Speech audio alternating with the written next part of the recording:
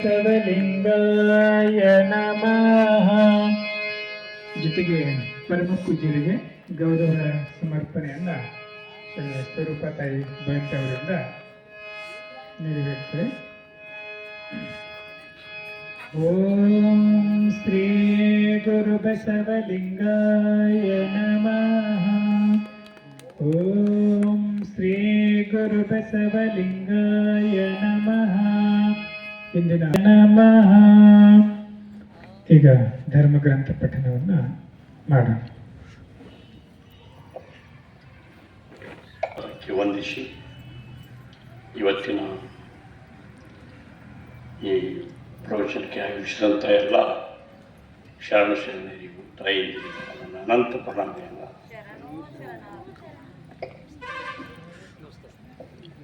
ಎತ್ತೆತ್ತ ನೋಡಿದತ್ತ ನೀನೇ ದೇವ,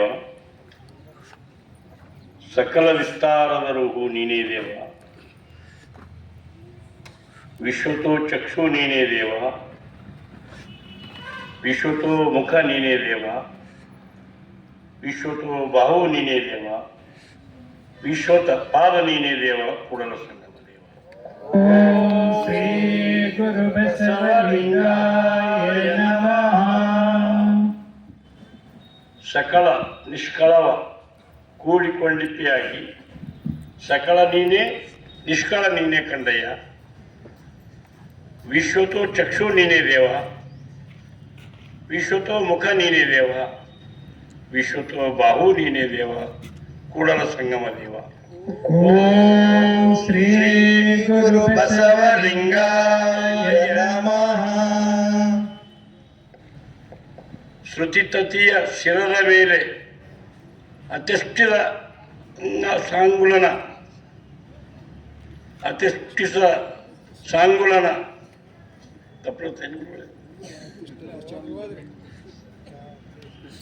ನಾನೇನೆಂಬೆನಯ್ಯ, ಘನಕ್ಕೆ ಘನ ಮಹಿಮನ, ಮನಕ್ಕೆ ಗೋಚರನ,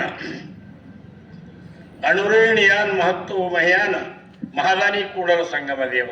ಓಂ ಶ್ರೀ ಗುರು ಬಸವಲಿಂಗಾಯ ನಮಃ. ಅಷ್ಟತನ ಮೂರ್ತಿ ಲಿಂಗವೆಂದೆಂಬರು ಕೇಳಿದಯ್ಯ. ಆದಿಯ ಮಗ ಅತೀತ, ಅತೀತನ ಮಗ ಆಕಾಶ, ಆಕಾಶನ ಮಗ ವಾಯು, ವಾಯುವಿನ ಮಗ ಅಗ್ನಿ, ಅಗ್ನಿಯ ಮಗ ಅಪ್ಪು, ಅಪ್ಪುವಿನ ಮಗ ಪೃಥ್ವಿ, ಪೃಥ್ವಿಯಿಂದ ಸಕಲ ಜನನವು. ಮನಸ್ಸಿನ ಮಗ ಚಂದ್ರ, ನಯನದ ಮಗ ಸೂರ್ಯ, ದೇಹದ ಮಗ ಆತ್ಮ. ಇಂತಿ ಅಷ್ಟುತನವೆಲ್ಲಕ್ಕೆ ಉತ್ಪತ್ತಿ ಉಂಟು. ಉತ್ಪತ್ತಿ ರಹಿತ ಅಯೋನಿಜ ಶೂನ್ಯ ನಿರಾಳ ನಮ್ಮ ಕೂಡಲ ಸಂಗಮ ದೇವರಿಗೆ ಮಾತಾಪಿತರಿಲ್ಲ. ಓಂ ಶ್ರೀ ಗುರು ಬಸವಲಿಂಗಾಯ ನಮಃ. ಭೂತೋಯ ಪಾವಕ ಸಮೀರಣ ಅಂಬರಾದಿಗಳೆಲ್ಲ ಆದಿಯಾಧಾರದ ಪರಮಾತ್ಮ ಲಿಂಗದಲ್ಲಿ ಆದಿ ಮಧ್ಯ ಅವಸಾನ ನಡೆಯದ ಅಗಮ್ಯ ವೇದಾದಿ ಸಕಲ ಶಾಸ್ತ್ರ ಪ್ರಮಾಣರು ಅದರಂತೆ ಒಪ್ಪಿಸಬಲ್ಲ ಮಹಂತ ಕೂಡಲ ಸಂಗಮ ದೇವ. ಓಂ ಶ್ರೀ ಗುರು ಬಸವಲಿಂಗಾಯ ನಮಃ. ಶರಣೋ ಶರಣಾರ್ಥಿ. ಶರಣೋ ಶರಣಾರ್ಥಿ. ಧರ್ಮಗ್ರಂಥ ಪಠಣ ಮಾಡಿರುವ ಶರಣ ವಿಶ್ವನಾಥಪ್ಪ ಬಿರಾದಾರ್ ಅವರು ಪೂಜ್ಯರಿಂದ ಆಶೀರ್ವಾದವನ್ನು ಪಡ್ಕೋಬೇಕು. ಈಗ ಸಾಮೂಹಿಕ ಪ್ರಾರ್ಥನೆಯನ್ನ ಮಾಡೋಣ. ಓಂ ಶ್ರೀ ಗುರು ಬಸವಲಿಂಗಾಯ ನಮಃ. ಗುರು ಬಸವಲಿಂಗಾಯ ನಮಃ. ಬಸವಂ ಭಕ್ತಿಗೆ ಮೂಲಂ, ಬಸವಂ ಭಕ್ತಿಗೆ ಮೂಲಂ, ಬಸವಂ ಕಾಲಂಗೆ ಕಾಲನನುಪಮಶೀಲಂ, ಬಸವಂ ಕಾಲಂಗೆ ಕಾಲನನುಪಮಶೀಲಂ, ಜಂಗಮಲೋಲಂ, ಬಸವಂ ಜಂಗಮಲೋಲಂ, ಬಸವ ರಕ್ಷಿಪುದನ್ನ ಸಂಗನ ಬಸವ, ಬಸವ ರಕ್ಷಿಪುದನ್ನ ಸಂಗನ ಬಸವ, ಕಪಿಲ ಸಿದ್ಧ ಮಲ್ಲಿಕಾರ್ಜುನ ಪ್ರತ್ಯಕ್ಷ ಯಕ್ಷ ಕಪಿಲ ಸಿದ್ಧ ಮಲ್ಲಿಕಾರ್ಜುನ ಬಸವಾಯ ನಮೋ ನಮಃ. ಬಸವಾಯ ನಮೋ ನಮಃ. ಓಂ ಶ್ರೀ ಗುರು ಬಸವಲಿಂಗಾಯ ನಮಃ. ಓಂ ಶ್ರೀ ಗುರು ಬಸವಲಿಂಗಾಯ ನಮಃ. ಶ್ರೀ ಗುರು ಬಸವಲಿಂಗಾಯ ನಮಃ. ಬಸವಲಿಂಗಾಯ ನಮಃ. ಶ್ರೀ ಗುರು ಬಸವಲಿಂಗಾಯ ನಮಃ. ಗುರು ಬಸವಲಿಂಗಾಯ ನಮಃ. ಶ್ರೀ ಗುರು ಬಸವಲಿಂಗಾಯ ನಮಃ. ಗುರು ಬಸವಲಿಂಗಾಯ ನಮಃ. ಶ್ರೀ ಗುರು ಬಸವಲಿಂಗಾಯ ನಮಃ. ಗುರು ಬಸವಲಿಂಗಾಯ ನಮಃ. ಶಿವನೇ ಬಸವ ಬಸವ ಶಿವನೇ. ಶಿವನೇ ಬಸವ ಬಸವ ಶಿವನೇ. ಶಿವನೇ ಬಸವ ಬಸವ ಶಿವನೇ. ಶಿವನೇ ಬಸವ ಬಸವ ಶಿವನೇ. ಶಿವನೇ ಬಸವ ಬಸವ ಶಿವನೇ. ಶಿವನೇ ಬಸವ ಬಸವ ಶಿವನೇ. ಜಯವಾಗಲಿ ಓಮಕಾಯ ಸಿದ್ಧಾಲ್ಲಮ ಪ್ರಭುದೇವರಿಗೆ. ಸದ್ಗುರು ಚನ್ನಬಸವೇಶ್ವರರಿಗೆ.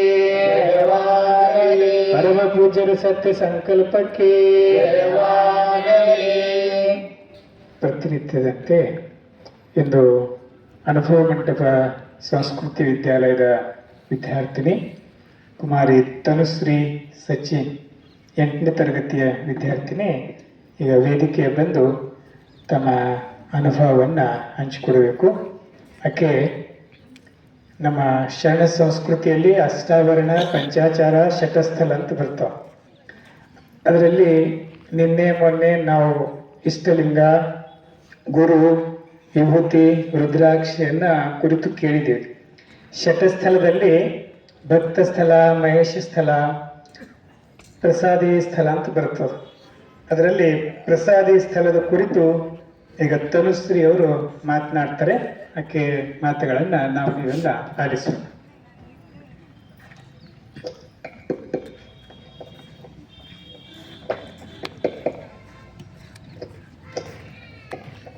ಒಂದ್ಸಲ ಜೋರಾಗಿ ಚಪ್ಪಾಳೆ ತಟ್ಟಿ ತನುಶ್ರೀ ಅವರಿಗೆ ಸ್ವಾಗತಿಸಿ ಆಕೆಗೆ ಅಭಿನಂದಿಸೋಣ. ಈಗ ಆಕೆ ಮಾತುಗಳನ್ನು ಆಲಿಸೋಣ. ಓಂ ಶ್ರೀ ಗುರು ಬಸವಲಿಂಗಾಯ ನಮಃ. ವಿಶ್ವಗುರು ಧರ್ಮಗುರು ಅಪ್ಪ ಬಸವಣ್ಣನವರನ್ನು ಎನ್ನ ಹೃದಯ ಮಂದಿರದಲ್ಲಿ ಧ್ಯಾನಿಸುತ್ತಾ ಈ ಭಾಗದ ನಡೆದಾಡುವ ದೇವರಂತೆ ಪ್ರಖ್ಯಾತಿಯನ್ನು ಹೊಂದಿರುವಂತಹ ಪರಮ ಪೂಜ್ಯ ಶ್ರೀ ಡಾಕ್ಟರ್ ಲಿಂಗೈಕ್ಯ ಚನ್ನಬಸವ ಪಟ್ಟದೇವರನ್ನು ಎನ್ನ ಹೃದಯ ಮಂದಿರದಲ್ಲಿ ಧ್ಯಾನಿಸುತ್ತಾ ಎನ್ನ ಆರಾಧ್ಯ ದೈವರು, ದೀಕ್ಷಾ ಗುರುಗಳು, ಅನಾಥ ಬಂಧುಗಳ ರಕ್ಷಕರೂ ಆಗಿರುವಂತಹ ಪರಮ ಪೂಜ್ಯ ಶ್ರೀ ಡಾಕ್ಟರ್ ಬಸವಲಿಂಗ ಪಟ್ಟದೇವರ ಪಾದಗಳಿಗೆ ಶರಣೆಂದು ಕ್ರಿಯಾಶೀಲರು, ಉತ್ಸಾಹಿಗಳು, ಅನುಭಾವಿಗಳೂ ಆಗಿರುವಂತಹ ಪರಮ ಪೂಜ್ಯ ಶ್ರೀ ಗುರು ಬಸವ ಪಟ್ಟದೇವರ ಪಾದಗಳಿಗೆ ಶರಣೆಂದು ಸರ್ವರಿಗೂ ಶರಣು ಶರಣಾರ್ಥಿ.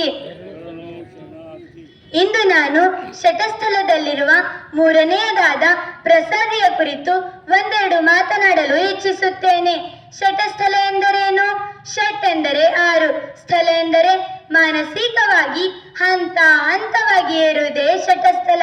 ಅಂತಹ ಶಟಸ್ಥಲಗಳನ್ನು ಚಿನ್ಮಯ ಜ್ಞಾನಿ ಚನ್ನ ಬಸವಣ್ಣನವರು ನಮಗೆ ಕೊಟ್ಟರು. ಅಂತಹ ಶಟಸ್ಥಲಗಳೆಂದರೆ ಭಕ್ತ ಸ್ಥಳ, ಮಾಹೇಶ ಸ್ಥಳ, ಪ್ರಸಾದಿ ಸ್ಥಳ, ಪ್ರಾಣಲಿಂಗಿ ಸ್ಥಳ, ಶರಣ ಸ್ಥಳ ಮತ್ತು ಐಕ್ಯ ಸ್ಥಳ ಎಂಬ 6 ಸ್ಥಳಗಳು ಬರುತ್ತವೆ. ಅಂತಹ 6 ಸ್ಥಳಗಳಲ್ಲಿ ಒಂದೊಂದು ಭಕ್ತಿಗಳು ಬರುತ್ತವೆ. ಭಕ್ತ ಸ್ಥಳದಲ್ಲಿ ಶ್ರದ್ಧಾ ಭಕ್ತಿ, ಮಾಹೇಶ ಸ್ಥಳದಲ್ಲಿ ನಿಷ್ಠಾ ಭಕ್ತಿ, ಪ್ರಸಾದ ಸ್ಥಳದಲ್ಲಿ ಅವಧಾನ ಭಕ್ತಿ, ಪ್ರಾಣಲಿಂಗಿ ಸ್ಥಳದಲ್ಲಿ ಅನುಭವ ಭಕ್ತಿ, ಶರಣ ಸ್ಥಳದಲ್ಲಿ ಆನಂದ ಭಕ್ತಿ ಮತ್ತು ಐಕ್ಯ ಸ್ಥಳದಲ್ಲಿ ಸಮರಸ ಭಕ್ತಿ ಎಂಬ 6 ಸ್ಥಳದಲ್ಲಿ ಒಂದೊಂದು ಭಕ್ತಿಗಳು ಬರುತ್ತವೆ. ಇಂದು ನಾನು ಪ್ರಸಾದಿಯ ಕುರಿತು ಒಂದೆರಡು ಮಾತನಾಡಲು ಇಚ್ಛಿಸುತ್ತೇನೆ. ಪ್ರಸಾದಿ ಎಂದರೇನು? ಒಂದು ಪದಾರ್ಥವನ್ನು ಲಿಂಗಯ್ಯನಿಗೆ ಅರ್ಪಿಸಿದಾಗ ಅದು ನೈವೇದ್ಯವಾಗುತ್ತದೆ. ಆ ನೈವೇದ್ಯವನ್ನು ನಾವು ಗುರುಗಳಿಗೆ ಅರ್ಪಿಸಿದಾಗ ಅದು ಪ್ರಸಾದವಾಗುತ್ತದೆ. ಆ ಪ್ರಸಾದವನ್ನು ತಿಂದವರ ಬಾಳು ಪ್ರಸನ್ನತೆಯಾಗಿರುತ್ತದೆ. ಪ್ರಸಾದ ಸ್ಥಳದಲ್ಲಿ ಅವಧಾನ ಭಕ್ತಿರುತ್ತದೆ. ಅವಧಾನ ಎಂದರೆ ಎಚ್ಚರಿಕೆ. ಪ್ರಸಾದ ಸ್ಥಳದಲ್ಲಿ ಸಾಧಕನು ಪ್ರತಿಯೊಂದು ಪದಾರ್ಥವನ್ನು ಲಿಂಗಯ್ಯನಿಗೆ ಅರ್ಪಿಸದೆ ಸ್ವೀಕಾರ ಮಾಡುವುದಿಲ್ಲ, ಅದು ಪ್ರಸಾದವಾಗುವುದಿಲ್ಲ. ಲಿಂಗಯ್ಯನಿಗೆ ಅರ್ಪಿಸಿದರೆ ಮಾತ್ರ ಅದು ಪ್ರಸಾದವಾಗುತ್ತದೆ. ಆವಾಗ ಅವನು ಸ್ವೀಕರಿಸುತ್ತಾನೆ. ಪ್ರಸಾದ ಕೇವಲ ತಿನ್ನುವುದು ಎಂದು ಪ್ರಸಾದವೆಂದು ಭಾವಿಸದೆ ದೇವರು ಕೊಟ್ಟಿರುವಂತಹ ಕಷ್ಟ, ಸುಖ, ನೋವು, ನಲಿವು ಎಲ್ಲವನ್ನು ಪ್ರಸಾದವೆಂದು ಭಾವಿಸುತ್ತಾನೆ. ಇದಕ್ಕೆ ಒಂದು ಘಟನೆ ನೆನಪಾಯಿತು. ಹಿಂಗೆ ಹ್ಯಾರಿಸ್ ಅಂತ ವರ್ಲ್ಡ್ ಬೆಸ್ಟ್ ಟೆನ್ನಿಸ್ ಚಾಂಪಿಯನ್ ಇರ್ತಾನ. ಅವನಿಗೂ ಕ್ಯಾನ್ಸರ್ ರೋಗ ಬಂದಿರ್ತು. ಅವನಿಗೂ ಬಹಳ ಅಭಿಮಾನಿಗಳು ಇರ್ತಾರ. ಅದ್ರಾಗ ಒಬ್ಬ ಅಭಿಮಾನಿ ಏನ್ ಬರೀತಾನಂದ್ರು, ದೇವ್ರು ಈ ಕ್ಯಾನ್ಸರ್ ರೋಗಕ್ಕ ನಿಂಗೆ ಯಾಕೆ ಆಯ್ಕೆ ಮಾಡ್ಕೊಂಡುನು ಅಂತ ಪ್ರಶ್ನೆ ಆಗ್ತಾನ. ಅವಾಗ ಅವ ಹ್ಯಾರಿಸ್ ಅಂತನ, ನೋಡು ಟೆನ್ನಿಸ್ ಆಟ ನೋಡಕ 1000 ಜನ ಬರ್ತಾರ. ಅಂತಹ 1000 ಜನದಾಗ 100 ಮಂದಿ ಮನ್ಸಿನಾಗ ನಾ ಆಡ್ಲೇಬೇಕು, ನಾ ವರ್ಲ್ಡ್ ಬೆಸ್ಟ್ ಚಾಂಪಿಯನ್ ಅನ್ಸ್ಕೊಳ್ಳೇಬೇಕಂತ ಭಾವ ಹುಡ್ತು. ಅಂತಹ 100 ಜನದಾಗ ಕೊನೆಗ 2 ಸೆಲೆಕ್ಟ್ ಆಯ್ತಾರ. ಅಂತಹ 2ದಾಗ ಕೊನೆಗ ಒಬ್ಬರೇ ವರ್ಲ್ಡ್ ಬೆಸ್ಟ್ ಚಾಂಪಿಯನ್ ಅನ್ಸ್ಕೊತಾರ ಅಂತಂತಾನ. ಆ ವರ್ಲ್ಡ್ ಬೆಸ್ಟ್ ಚಾಂಪಿಯನ್ ನಾವಿದ್ದ. ಆ ಸಂದರ್ಭದಾಗ ನಾ ದೇವ್ರಿಗೆ ಕೇಳಿಲ್ಲ, ದೇವ್ರೆ ಇಂತಹ ವರ್ಲ್ಡ್ ಬೆಸ್ಟ್ ಚಾಂಪಿಯನ್ ನೀ ನಂಗೆ ಯಾಕೆ ಆಯ್ಕೆ ಮಾಡ್ಕೊಂಡಿ ಅಂತನ ಪ್ರಶ್ನೆ ಕೇಳಿಲ್ಲ. ಈಗ ನನ್ ಕ್ಯಾನ್ಸರ್ ರೋಗ ಬಂದುದು, ಅದು ಬಿನ ಪ್ರಶ್ನೆ ಕೇಳಲ್ಲ ಅಂತಂತಾನೆ. ಇದು ಪ್ರಸಾದಿ ಭಾವ. ಪ್ರಸಾದ ಸ್ಥಳದಲ್ಲಿ ಅವಧಾನ ಭಕ್ತಿ ಇರುತ್ತದೆ. ಸಾಧಕನು ಲಿಂಗ ಪ್ರಜ್ಞೆಯಿಂದ ಅವಧಾನದಿಂದ ಲಿಂಗ ಪೂಜೆಯನ್ನು ಮಾಡುತ್ತಾ ಆನಂದಮಯವಾದ ಜೀವನವನ್ನು ನಡೆಸುತ್ತಾನೆ. ಪ್ರಸಾದ ಸ್ಥಳದ ಮುಖ್ಯ ಲಕ್ಷಣಗಳೆಂದರೆ ಎಲ್ಲಾ ಪದಾರ್ಥವನ್ನು ಲಿಂಗಾರ್ಪಿತ ಮಾಡಿ ಸ್ವೀಕರಿಸುವುದು, ವಿಶ್ವವೇ ದೇವನ ಪ್ರಸಾದವೆಂದು ಭಾವಿಸುವುದು, ತನ್ನನ್ನೇ ಶಿವನಿಗೆ ಅರ್ಪಿಸಿಕೊಳ್ಳುವುದು, ಸದಾ ಪ್ರಸನ್ನತೆಯಿಂದ ಇರುವುದು. ಮೊದಲನೆಯದ್ದು ಎಲ್ಲಾ ಪದಾರ್ಥವನ್ನು ಲಿಂಗಾರ್ಪಿತ ಮಾಡಿ ಸ್ವೀಕರಿಸುವುದು. ಪ್ರಸಾದ ಸ್ಥಳದಲ್ಲಿ ಸಾಧಕನು ಯಾವುದೇ ಪದಾರ್ಥವನ್ನು ಲಿಂಗಕ್ಕೆ ಅರ್ಪಿಸೇ ಸ್ವೀಕರಿಸುತ್ತಾನೆ. ಅರ್ಪಿಸದೆ ಯಾವುದೇ ಪ್ರಸಾದವನ್ನು ಸ್ವೀಕರಿಸುವುದಿಲ್ಲ. ಕಳ್ಳತನದಿಂದ ತಂದ ಅಕ್ಕಿಯು ತಿಂದವರಿಗೂ ಸಹ ಕಳ್ಳತನದ ಭಾವ ಬಂತು ಎಂದು ಬಲ್ಲವರು ಹೇಳುತ್ತಾರೆ. ಇದಕ್ಕೆ ಒಂದು ಕಥೆ ನೆನಪಾಯಿತು. ಹಿಂಗೆ ಒಂದು ಊರಾಗ ಶ್ರಾವಣ ಮಾಸದ ಪ್ರವಚನ ನಡೀತಾ ಇರ್ತದು. ನಂಬಲ್ಲ ಗುರುಗಳು ಹೇಳತ್ತಾರಲ್ಲ, ಅಲ್ಲಿ ಒಬ್ಬರು ಗುರುಗಳು ಹೇಳ್ತಾ ಇರ್ತಾರ. ಆ ಗುರುಗಳು ಹೇಳೋ ಸಮಯದಾಗ ಊರ್ನಾಗಿನವ್ರು ಎಲ್ಲ ಜನರು ಒಂದಿನ ಒಬ್ಬರು ಪ್ರಸಾದ ಗುರುಗಳಿಗೆ ಕರೀತಾ ಇರ್ತಾರ. ಅವ್ರಿನ ಒಬ್ಬ ಕಳ್ಳಿರ್ತಾನ. ಅವ್ನ ಮನ್ಸಿನಾಗ ದುಡ್ಕೊತದು, ನಾವಿ ಗುರುಗಳಿಗೆ ಕರಿಬೇಕಲ್ಲಪ್ಪ ಅಂತ ಕರಿತಾನ. ಅವ ಮರ್ದಿನ ಅವಾಗ ಈ ಗುರುಗಳಿಗೆ ಪ್ರಸಾದ ಕರಿಬೇಕಲ್ಲ, ಅದಕ್ಕೂ ಅಕ್ಕಿ ಅದನ್ ಬೇಕಲ್ಲ, ಅದಕ್ಕವ ಅಂಗಡಿಗೆ ಹೋಯ್ತಾನ. ಮರ್ದಿನ ಅಂಗಡಿಗೆ ಹೋಗಿ ಹಿಂಗ ಅಕ್ಕಿ ಅದನ್ನ ಇಕ್ಕಿರ್ತಾರಲ್ಲ, ಇದು ಹೆಂಗ್ ಕಿಲೋ ಅಂತ ಕೇಳ್ತಾನ, ಒಂದ್ ಜೋಳಿಗೆಗೆ ಹಾಕೋತಾನ. ಮತ್ತಮ್ಮ ನಡೀತಾನ, ಇದು ಹೆಂಗ್ ಕಿಲೋ ಅಂತ ಕೇಳ್ತಾನ, ಮತ್ತ ಜೋಳಿಗೆಗೆ ಹಾಕೋತಾನ. ಹಿಂಗೆ ಮಾಡಿಂದು ಪದಾರ್ಥ ಮನೆಗೆ ತಂದಿರ್ತಾನ. ಮರ್ದಿನ ಗುರುಗಳು ಬರ್ತಾರ. ಬಂದು ಲಿಂಗ ಪೂಜೆ ಮಾಡ್ಕೊಂಡು ಪ್ರಸಾದ ಕೊಡ್ಬೇಕಲ್ಲ, ಅವ ಬೆಳ್ಳಿ ಬಟ್ಟಲ್ನಾಗ ಆ ಅನ್ನದ ಹುಗ್ಗಿ ಮಾಡಿ ಗುರುಗಳಿಗೆ ಕೊಡ್ತಾರ. ಅದ್ರಾಗ ಬೆಳ್ಳಿ ಚಮಚ ಇಟ್ಟು ಗುರುಗಳಿಗೆ ಕೊಡ್ತಾರ. ಅವಾಗ ಗುರುಗಳು ಸ್ವೀಕರಿಸ್ತಾರ. ಸ್ವೀಕರಿಸಿದ್ಮೇಲೆ ಅದು ಏನ್ ಬೆಳ್ಳಿ ಬಟ್ಟಲ್ ಬೆಳ್ಳಿ ಚಮಚ ಇರ್ತದಲ್ಲ, ಅದು ಅವ್ರ ಜೋಳಿಗೆಗೆ ಹಾಕೋತಾರ. ಅವಾಗ ಹಿಂಗೆ ಒಂದಿನ ಕಳೀತದು. ಮರ್ದಿನ ಲಿಂಗ ಪೂಜೆ ಮಾಡಕಂತ ಗಿಡ ಕೆಳಗ್ ಕೊಡ್ತಾರ. ಲಿಂಗ ಪೂಜೆ ಮಾಡ್ಕೊಳಕ್ ಈಗ ಭಸ್ಮ ಹಚ್ಕೋಬೇಕಲ್ಲ, ಜೋಳಿಗೆಗಿಂದ ಭಸ್ಮ ತೆಗಿಲಕ್ಕಂತ ಹಾಕಿನಾಗ ಅವರಿಗೂ ಬೆಳ್ಳಿ ಬಟ್ಟಲ್ ಮತ್ತ ಬೆಳ್ಳಿ ಚಮಚ ಸಿಕ್ತದ. ಅವಾಗ ಅವರಿಗೂ ಆಶ್ಚರ್ಯ ಆಯ್ತದು, ಈ ಬೆಳ್ಳಿ ಬಟ್ಟಲ್ ಬೆಳ್ಳಿ ಚಮಚ ನಂಬಲ್ಲಿ ಹೆಂಗ್ ಬಂತು? ಎಂತಹ ದೊಡ್ಡ ದೊಡ್ಡ ಮಹಾರಾಜರು ಎಲ್ಲ ಕೊಟ್ರು ಬಿ ನಾ ಎಂದ ಬಿ ನಾ ಬೇಡ ಅಂತ ಮಾಡಿದವ, ಇವತ್ತ ಬೆಳ್ಳಿ ಬಟ್ಟಲ್ ಬೆಳ್ಳಿ ಚಮಚನ ಹೆಂಗ್ ತಕೊಂಡ ಅಂತ ಮನ್ಸಿನಾಗ ಹುಡ್ತದ. ಅವಾಗ ಅವ ಹಿಂಗೆ ನೆನ್ಸ್ಪಿತ್ಕೋತಾಗ ಅವಾಗ ಅವ್ರಿಗೆ ಕರೆಸ್ತಾರ. ಕರೆಸಿ ಅಂತಾರ, ನೀ ನನಗ ಎಂತಹ ಪದಾರ್ಥಲಿಂದ ನಂಗೆ ಪ್ರಸಾದ ಮಾಡ್ಕೊಟ್ಟಿದ್ದೀನಿ ನಿನ್ನ ಅಂತಂತಾನ. ಅವಾಗ ಕಳ್ಳಂತನ, ಗುರುಗಳರಪ್ಪ ಯಾಕೆ ಸುಳ್ಳು ಹೇಳಿ ಅಂತ ಅವ ಅಂತಾನ, ನಾ ಕಳ್ಳತನದಿಂದ ಮಾಡಿನ ಪದಾರ್ಥಲಿ ನಿಮಗೆ ಪ್ರಸಾದ ಮಾಡ್ಕೊಟ್ಟಿದ್ದಾರಿ ಅಂತಾನ. ಅವಾಗ ಗುರುಗಳ ಮನ್ಸಿನಾಗ ಅನ್ಕೋತಾರ, ಹಾ ಇವ ನಂಗ ಕಳ್ಳತನದಿಂದ ಪ್ರಸಾದ ಮಾಡ್ಕೊಟ್ಟಾನ, ಅದಕ್ಕೆ ನನ್ನ ಮನ್ಸಿನಾಗ ಬಿ ಕಳ್ಳತನ ಮಾಡ್ಬೇಕಪ್ಪ ಅಂತ ಭಾವ ಹುಟ್ಟದ. ಅದಕ್ಕೆ ನಾ ಬಿ ಬೆಳ್ಳಿ ಬಟ್ಟಲ್ ಮತ್ತ ಬೆಳ್ಳಿ ಚಮಚ ಇಟ್ಕೊಂಡಿದ್ದ ಅಂತ ಅವ್ರಿಗೆ ಅವಾಗ ಅರಿವಾಯ್ತು. ಈ ಕಥೆಯ ತಾತ್ಪರ್ಯವೇನೆಂದರೆ, ನಾವು ಸ್ವೀಕರಿಸುವ ಪದಾರ್ಥದ ಪ್ರಸಾದವು ಸತ್ಯ ಶುದ್ಧ ಕಾಯಕದಿಂದ ಬಂದಿರಬೇಕು, ಆವಾಗ ಅದು ಪ್ರಸಾದವಾಗುತ್ತದೆ. ಈಗ ಸಾಮಾನ್ಯವಾಗಿ ನೀವು ಒಂದ್ ಬಿಸ್ಕಿಟ್ ಒಂದ್ ಚಾಕ್ಲೇಟ್ ಅದಂದ್ರು ಒಬ್ರೇ ಮೂಲ ಕುಂತಿ ಗಪ್ಪ ಗಪ್ಪ ತಿಂತೇವ್. ಅದೇ ಗುರುಗಳು ಕೊಟ್ಟಿನ ಪ್ರಸಾದಕ್ಕೆ ಹಂಗ್ ತಿಂತೇವೇನು? ಇಲ್ಲ. ಯಾರ ತಿಂದಿನ್ ನೋಡಿರೇನು? ಇಲ್ಲ. ಎಲ್ಲರಿಗೆ ಇಷ್ಟೇ ಬರ್ಲಿ, ಎಲ್ಲರಿಗೆ ಕೊಟ್ಟೇ ತಿಂತಾರ. ಅಂದರು ಗುರುಗಳ ಬಲ್ಲಿ ಅಂತಹ ಶಕ್ತಿ ಇರ್ತದ. ಪ್ರಸಾದದಲ್ಲಿ ಬಹಳ ದೊಡ್ಡ ಶಕ್ತಿ ಇದೆ. ನಂಬಿದಡೆ ಪ್ರಸಾದಿ, ನಂಬದಿದ್ದಡೆ ವಿಷ ಎಂದು ಹೇಳುತ್ತಾರೆ. ಪ್ರಸಾದವನ್ನು ಸ್ವೀಕರಿಸುವ ಹಕ್ಕು ನಮಗಿದೆ, ಆದರೆ ಚೆಲ್ಲುವ ಹಕ್ಕು ನಮಗಿರುವುದಿಲ್ಲ. ಒಂದು ತುತ್ತು ಅನ್ನವು ಒಬ್ಬರ ಜೀವನವನ್ನು ಸಂತೃಪ್ತಿಪಡಿಸುತ್ತದೆ. ಎರಡನೆಯದು, ವಿಶ್ವವೇ ದೇವನ ಪ್ರಸಾದವೆಂದು ಭಾವಿಸುವುದು. ಇಡೀ ವಿಶ್ವವೆಲ್ಲ ದೇವನ ಪ್ರಸಾದವೇ ಆಗಿದೆ ಎಂಬ ಭಾವ ನಮ್ಮಲ್ಲಿ ಹುಟ್ಟಬೇಕು. ಇದಕ್ಕೆ ಜೇಡರ ದಾಸಿಮಯ್ಯನವರು ಹೇಳುತ್ತಾರೆ, ಇಳೆ ನಿಮ್ಮ ದಾನ, ಬೆಳೆ ನಿಮ್ಮ ದಾನ, ಸುಳಿದು ಬೀಸುವ ವಾಯು ನಿಮ್ಮ ದಾನ, ನಿಮ್ಮ ದಾನವನುಂಡು ಅನ್ಯರ ಹೊಗಳುವ ಪುಣ್ಯಗಳನ್ನೆಂಬೆ ಹೇಳ ರಾಮನಾಥ. ಮೂರನೆಯದ್ದು, ಸದಾ ಪ್ರಸನ್ನತೆಯಿಂದ ಇರುವುದು. ಸಾಧಕನು ಪ್ರಸಾದ ಸ್ಥಳದಲ್ಲಿ ಯಾವ ಸಂದರ್ಭದಲ್ಲಿಯೂ ಸಹ ತನ್ನ ಪ್ರಸನ್ನತೆಯನ್ನು ಕಳೆದುಕೊಳ್ಳುವುದಿಲ್ಲ. ದೇವರು ಅವನಿಗೆ ಎಷ್ಟು ತೊಂದರೆ, ಸುಖ, ದುಃಖ ಕೊಟ್ಟರೂ ಒಂದೇ ಭಾವದಿಂದ ಇರುತ್ತಾನೆ. ಅದೇ ಪ್ರಸನ್ನತೆಯಿಂದ ಇರುವುದು. ನಾಲ್ಕನೆಯದು, ತನ್ನನ್ನೇ ಶಿವನಿಗೆ ಅರ್ಪಿಸಿಕೊಳ್ಳುವುದು. ಕೊನೆಗೆ ನಾವು ನೀವೆಲ್ಲ ದೇವನ ಪ್ರಸಾದವೆಂದು ಭಾವಿಸಬೇಕು. ನಮ್ಮ ಜೀವನದಲ್ಲಿ ಬರುವಂತಹ ಕಷ್ಟ, ಸುಖ, ನೋವು, ನಲಿವು ಎಲ್ಲವನ್ನು ನಾವು ಸಂತಸದಿಂದ ಅದನ್ನು ಸುಲಭೀಕರಣ ಮಾಡಬೇಕು. ನಮ್ಮ ಜೀವನದಲ್ಲಿ ಎಂತಹ ಪ್ರಸಂಗದಲ್ಲಿಯೂ ಸಹ ನಾವು ಪ್ರಸನ್ನತೆಯನ್ನು ಕಳೆದುಕೊಳ್ಳಬಾರದು. ಅದೇ ಪ್ರಸಾದ ಸ್ಥಳ. ನೀವು ಪ್ರಸನ್ನತೆಯನ್ನು ಕಳೆದುಕೊಳ್ಳಬಾರದು, ಪ್ರಸನ್ನ ಚಿತ್ತದಿಂದ ಬಾಳೋಣ ಎಂದು ಹೇಳುತ್ತಾ ನನ್ನ ಒಂದೆರಡು ಮಾತುಗಳನ್ನು ಗುರುವಿನ ಪಾದಕ್ಕೆ ಅರ್ಪಿಸುತ್ತೇನೆ. ಶರಣು ಶರಣಾರ್ಥಿ. ಕುಮಾರಿ ತನುಶ್ರೀ ಅವರು ಬಹಳ ಅರ್ಥಪೂರ್ಣವಾಗಿ ಪ್ರಸಾದಿ ಸ್ಥಳದ ಕುರಿತು ಹಂತ ಹಂತವಾಗಿ ವಿವರಣೆಯನ್ನು ಮಾಡುವ ಮೂಲಕ ತಮ್ಮೆಲ್ಲರಿಗೆ ಒಂದು ಮನವನ್ನ ಗೆದ್ದಿದ್ದಾರೆ. ತಾವು ಮತ್ತೊಮ್ಮೆ ಜೋರಾಗಿ ಚಪ್ಪಾಳೆ ಅಭಿನಂದಿಸಬೇಕು. ನಮ್ಮ ಗುರುಪ್ರಸಾದ್ ಶಾಲೆಯಲ್ಲಿ ಓದಿ ಅಲ್ಲೇ ಸೇವೆ ಸಲ್ಲಿಸ್ತಕ್ಕಂಥ ತ್ರಿವೇಣಿ ಟೀಚರ್ ಅವ್ರ ಮಗಳು ಅವ್ರಿಗೆ ಬಂದಾರ, ಪೂಜ್ಯರಿಂದ ಆಶೀರ್ವಾದವನ್ನ ಪಡ್ಕೋಬೇಕು. ಓಂ ಶ್ರೀ ಗುರು ಬಸವಲಿಂಗಾಯ ನಮಃ.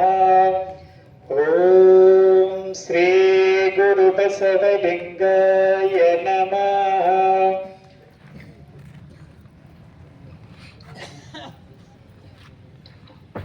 ಮತ್ತೊಂದು ಸಲ ಚಪ್ಪಾಳೆ ತಟ್ಟಿ.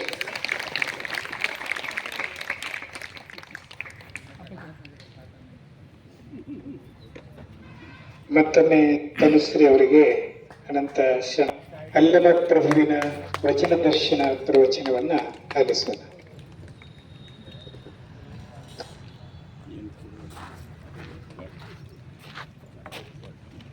ನಮ್ಮ ಗುರು ಬಸವ ತಂದೆಯ ಪಾದಕ್ಕೆ ವಂದಿಸಿ,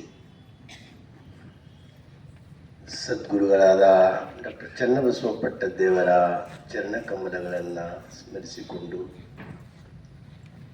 ಇದೀಗ ಪ್ರವಚನ ನೀಡಿರುವಂಥ ಬಾಲಿಕೆಯವಳೇ ಆಗಿರುವಂಥ ದಡವಾಯಿ ಮನೆತನದ ತ್ರಿವೇಣಿ ಅವರ ಸುಪುತ್ರಿಯಾದ ತನುಶ್ರೀ ಅವರು ಆಕೆ ಬಾಲಿಕೆಯವಳೇ. ಭಾಳ ಜನರಿಗೆ ಹೇಳಿದ್ರು ಅದ್ರಲ್ಲಿ ಹೆಸರು ಹೇಳೋದ್ ಕಡೆಯಿಂದ ಕನ್ಫ್ಯೂಸ್ ಆಗಿರ್ಬೇಕಂತೇಳಿ ನಾನು ಸರ್ ನೇಮನ್ನ ಹೇಳ್ದೆ. ಅಂದರೆ ಮಕ್ಕಳಿಗೆ ಸಂಸ್ಕಾರ ಕೊಟ್ರೆ ಏನಾಗ್ತಾರೆ ಅಲ್ಲಿಕ್ಕೆ ನೀವು ಪ್ರತಿನಿತ್ಯ ಪ್ರವಚನವನ್ನು ಕೇಳ್ತಾ ಇದ್ದೀರಿ. ಸಂಸ್ಕಾರ ಅನ್ನೋದು ಭಾಳ ದೊಡ್ಡದದ. ಆಕೆ ಅಭ್ಯಾಸದಲ್ಲಿನೂ ಮುಂದದಾಳ, ಧಾರ್ಮಿಕ ಇದರಲ್ಲಿನೂ ಮುಂದದಾಳ. ಮತ್ತು ಆ ಅನುಭವ ಮಂಟಪ ಸಂಸ್ಕೃತಿ ಅವ್ರ ತಾಯಿ ತ್ರಿವೇಣಿಯವರು ನಮ್ಮಲ್ಲೇ ಕೆಲಸ ಮಾಡ್ತಾರೆ. ನಮ್ಮದೇ ಶಾಲೆ ಅದೆಲ್ಲ ಮತ್ತು ಅಲ್ಲೇ ಕಳಿಸ್ಲಿ ಅಂತ ಅನ್ಬೋದಿತ್ತು. ಆದರೆ ಅಲ್ಲಿ ಇಲ್ಲಿನೂ ಆಕೆ ಫ್ರೀನೇ ಓದ್ತಿದ್ದಳು. ಆದರೆ ಅಲ್ಲಿ ಕಳಿಸಿ ಎಂಥ ಪ್ರವಚನ ಕಾರ್ತಿಗಳ ಅಲ್ಲಿಕ್ಕೆ ನೀವೆಲ್ಲ ನೋಡಿದ್ದೀವಿ. ಮುಂದಕ್ಕೆ ಚಂದ ಇನ್ನು ಧಾರ್ಮಿಕ ಗ್ರಂಥಗಳು ಸೂಟ್ಯಾಗಿ ಬಂದಾಗ ಸ್ವಲ್ಪ ಚಂದ ಧಾರ್ಮಿಕ ಗ್ರಂಥಗಳು ಓದಿದ್ರು ಅಂದ್ರೆ ನಮ್ಮ ಜಿಲ್ಲಾದಾಗಲ್ಲ ಕರ್ನಾಟಕದಾಗೆ ಫೇಮಸ್ ಆಯ್ತಾಳೆ ಅಂಥ. ಮತ್ತು ಅಭ್ಯಾಸನೂ ಚಲೋ ಮಾಡ್ಲತ್ತಾಳೆ. ನಮ್ಮಲ್ಲಿ ಬಹುತೇಕ ಪ್ರಸಾದಿ ತತ್ವದ ಬಗ್ಗೆ ಕೇಳಿದೆ. ನೀವು ಉಣ್ಣಾಪರಿ ಲಿಂಗದ ನೆನಪು ಕೊಳ್ಳಾಗ ಅದ ನೆನಪರ ಆಯ್ತದೋ ಇಲ್ಲೋ ಅಂತ ನಂಗೆ ಡೌಟ್ ಉಂಟು. ತೋರ್ಸೋದರ ಆ ಕಡೆ ಹೋಯ್ತು, ನನ್ನ ಕೊಳ್ಳ ಲಿಂಗ ಅದ ಹಿಂಗೆ ಜರ ತೋರಿಸಿ ಉಣ್ಬೇಕನ್ನೋಂಥದ್ದು ಭಾವರ ಬರಬೇಕು ಅಂತ ನನ್ನ ಅನಿಸಿಕೆ. ಅದು ಲಿಂಗ ಮತ್ತು ಅನೇಕ ಲಿಂಗ ಇದ್ದರೆ ಅದು ಭಾವ ಬರ್ತದೆ. ಲಿಂಗ ಇದ್ರೂ ಭಾವ ಬರೋದು ಕಷ್ಟ. ಇನ್ನು ಕೆಲವ್ರ ಕೂಡ ಲಿಂಗನೇ ಇಲ್ಲದ ಮೇಲೆ ಅದಕ್ಕೇನು ಮಾಡಲಿಕ್ಕಾಗಲ್ಲ. ಆದ್ರೂ ಹಾಕ್ಕೋಬೇಕು ನಾವು. ಲಿಂಗಾಯತರು ಲಿಂಗವನ್ನು ಯಾರು ಬೇಕಾದವ್ರು ಹಾಕ್ಕೋಬೋದು, ಲಿಂಗಾಯತ್ರಿ ಅಂತಲ್ಲ. ಆದರೆ ಲಿಂಗಾಯತ್ರಿಗೆ ಕಂಪಲ್ಸರಿ, ಇತರರಿಗೆ ಆಪ್ಷನಲ್. ಅವ್ರ ಇಚ್ಛೆ ಇದ್ದರೂ ಅವ್ರು ಹಾಕ್ಕೋಬೋದು.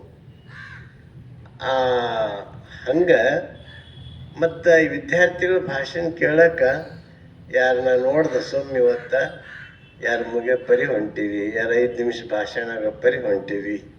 ಸ್ವಲ್ಪ 1-2 ನಿಮಿಷ ನೀವು ಮುಂಚೆ ಬಂದರೆ ಮಕ್ಕಳಿಗೆ ಮತ್ತಿಷ್ಟು ಚಂದ ಪ್ರೋತ್ಸಾಹ ಸಿಕ್ಕಂಗೆ ಆಗ್ತದ ಅನ್ಲಿಕ್ಕೆ ಒಂದು ಮಾತನ್ನು ಹೇಳಿ. ಇನ್ನೊಂದು ಮಾತು, ದಿನ ನಮ್ಮ ಜುಬ್ರಿಯವರು ಭಜನೆ ಮಾಡಾಗ ಚಪ್ಪಾಳೆ ತಟ್ರಿ ಅಂತ ಹೇಳ್ತಾರೆ. ಅದನ್ನು ನಮಗೆ ವಜ್ಜನೆ. ಈ ಚಪ್ಪಾಳೆ ತಟ್ರ ಎಲ್ಲರೂ ಹೇಳ್ತಾರೆ. ಈ ವ್ಯಾಯಾಮದಾಗ ಇದೊಂದು ಬರ್ತದೆ. ಹಿಂಗೆ ಕೆಲವ್ರು ನೀವು ವಾಕಿಂಗ್ ಹೋದಾಗ ನೋಡ್ತೀನಿ, ಕೆಲವ್ರು ಹಿಂಗೆ ಸುಮಾರು ಹಿಂಗೆ ಮಾಡ್ತಿರ್ತಾರೆ. ನೀವು ಕುಂತಲ್ಲೇ ಅವಕಾಶ ಸಿಕ್ಕದ ಮತ್ತು ಯಾಕೆ ಎಲ್ಲರೂ ಮಾಡಬಾರ್ದು? ನಿಮ್ಮ ಆರೋಗ್ಯನೂ ಒಳ್ಳೆಯದು, ಮತ್ತು ಭಜನೆ ಮಾಡೋ ದೇವರಿಗೂ ಅದು ಮುಟ್ತದ, ನಿಮ್ಮ ಆರೋಗ್ಯನೂ ಸುಧಾರಣೆ ಆಗ್ತದೆ. ಈ ವಾರ್ಕರಿ ಸಂಪ್ರದಾಯದ ನೋಡಿರ್ಬೇಕು ನೀವು, ಎಷ್ಟು ತನ್ಮಯಾಗಿ ಕುಣಿತಾರ, ಎಷ್ಟು ತನ್ಮಯಾಗಿ ಬಾರಿಸ್ತಾರ. ಅವ್ರು ಹಾಡೋದು ನೋಡಬೇಕು, ಚೀರ್ ಹಾಡ್ತಾರ, ಮತ್ತು ಕುಣ್ಕೋತ ಹಾಡ್ತಾರ. ಭಜನೆ ಹಿಂಗೆ ಹೆಣ್ಮಕ್ಳದ್ದು ಹೇಳ್ತಾ ಇದ್ದೀನಿ. ಮತ್ತು ನೀವು ಕುಣ್ಕೋತ ಹಾಡ್ತಾವ, ಕುಣಿಯೋದು ಗಂಡು ಮಕ್ಳಿಗೆ ಬಿಟ್ಟಿದ್ದೇವೆ ಅಂದ್ರಿಗಿನ. ಹೆಣ್ಣು ಮಕ್ಕಳು ಕುಣಿತಾರ, ಗಂಡು ಮಕ್ಕಳು ಕುಣಿತಾರ. ಇಬ್ಬರು ಕುಣಿತಾ ಬರೀ ಸುಮ್ಮನೆ ಕುಣಿಯಲ್ಲ, ಆ ವಿಠಲನ ಧ್ಯಾನದಲ್ಲಿ ಅವ್ರ ಮಗ್ನ ಆಗಿ ತನ್ಮಯ ಆಗ್ತಾರೆ. ವಿಠಲ್ ಒಬ್ಬನೇ ಕಾಣಿಸ್ತಾನೆ ಅನ್ನುವಂಗ ಇದು ಮಾಡ್ತಾರೆ. ಮಹಾರಾಷ್ಟ್ರದಾಗ ಇತ್ತೀಚೆಗೆ ಅದನ್ನು ವಾರ್ಕರಿ ಸಂಪ್ರದಾಯ ನೋಡಿ ಶಿವ ಭಜನೆನೂ ಅದೇ ರೀತಿ ಮಾಡ್ತಾರೆ ಮಹಾರಾಷ್ಟ್ರದಾಗ ಭಾಳ ಕಡೆ. ನಮ್ಮ ಕಡೆಯಿಂದ ಭಜನಾ ಪದ್ಧತಿನೇ ಬೇರೆ, ಆ ಕಡೆಯಿಂದ ಭಜನಾ ಪದ್ಧತಿನೇ ಬೇರೆ. ನಮಗೆ ಇಟ್ಟಿಟ್ಟು ಚಳ್ಳಂ ಇರ್ತಾವೆ, ಇಷ್ಟಿಷ್ಟು ಸಣ್ಣ ಅವು ಇದ್ದು ಒಂದೊಂದು ಕೊಬ್ಬರಿ ಗುಂಡಕ್ಕಿಂತ ಒಂದೊಂದು ಇದ್ರ ಡಪ್ಪಿ ಇರ್ತಾವಲ್ಲ, ಆ ಡಪ್ಪಿಕ್ಕಿಂತ ದೊಡ್ಡ ತಾಳು 2 ಕಿಲೋ ಇರ್ತಾವೆ. ಒಂದೊಂದು ತಾಳು 2 ಕಿಲೋ ಇರ್ತಾವೆ.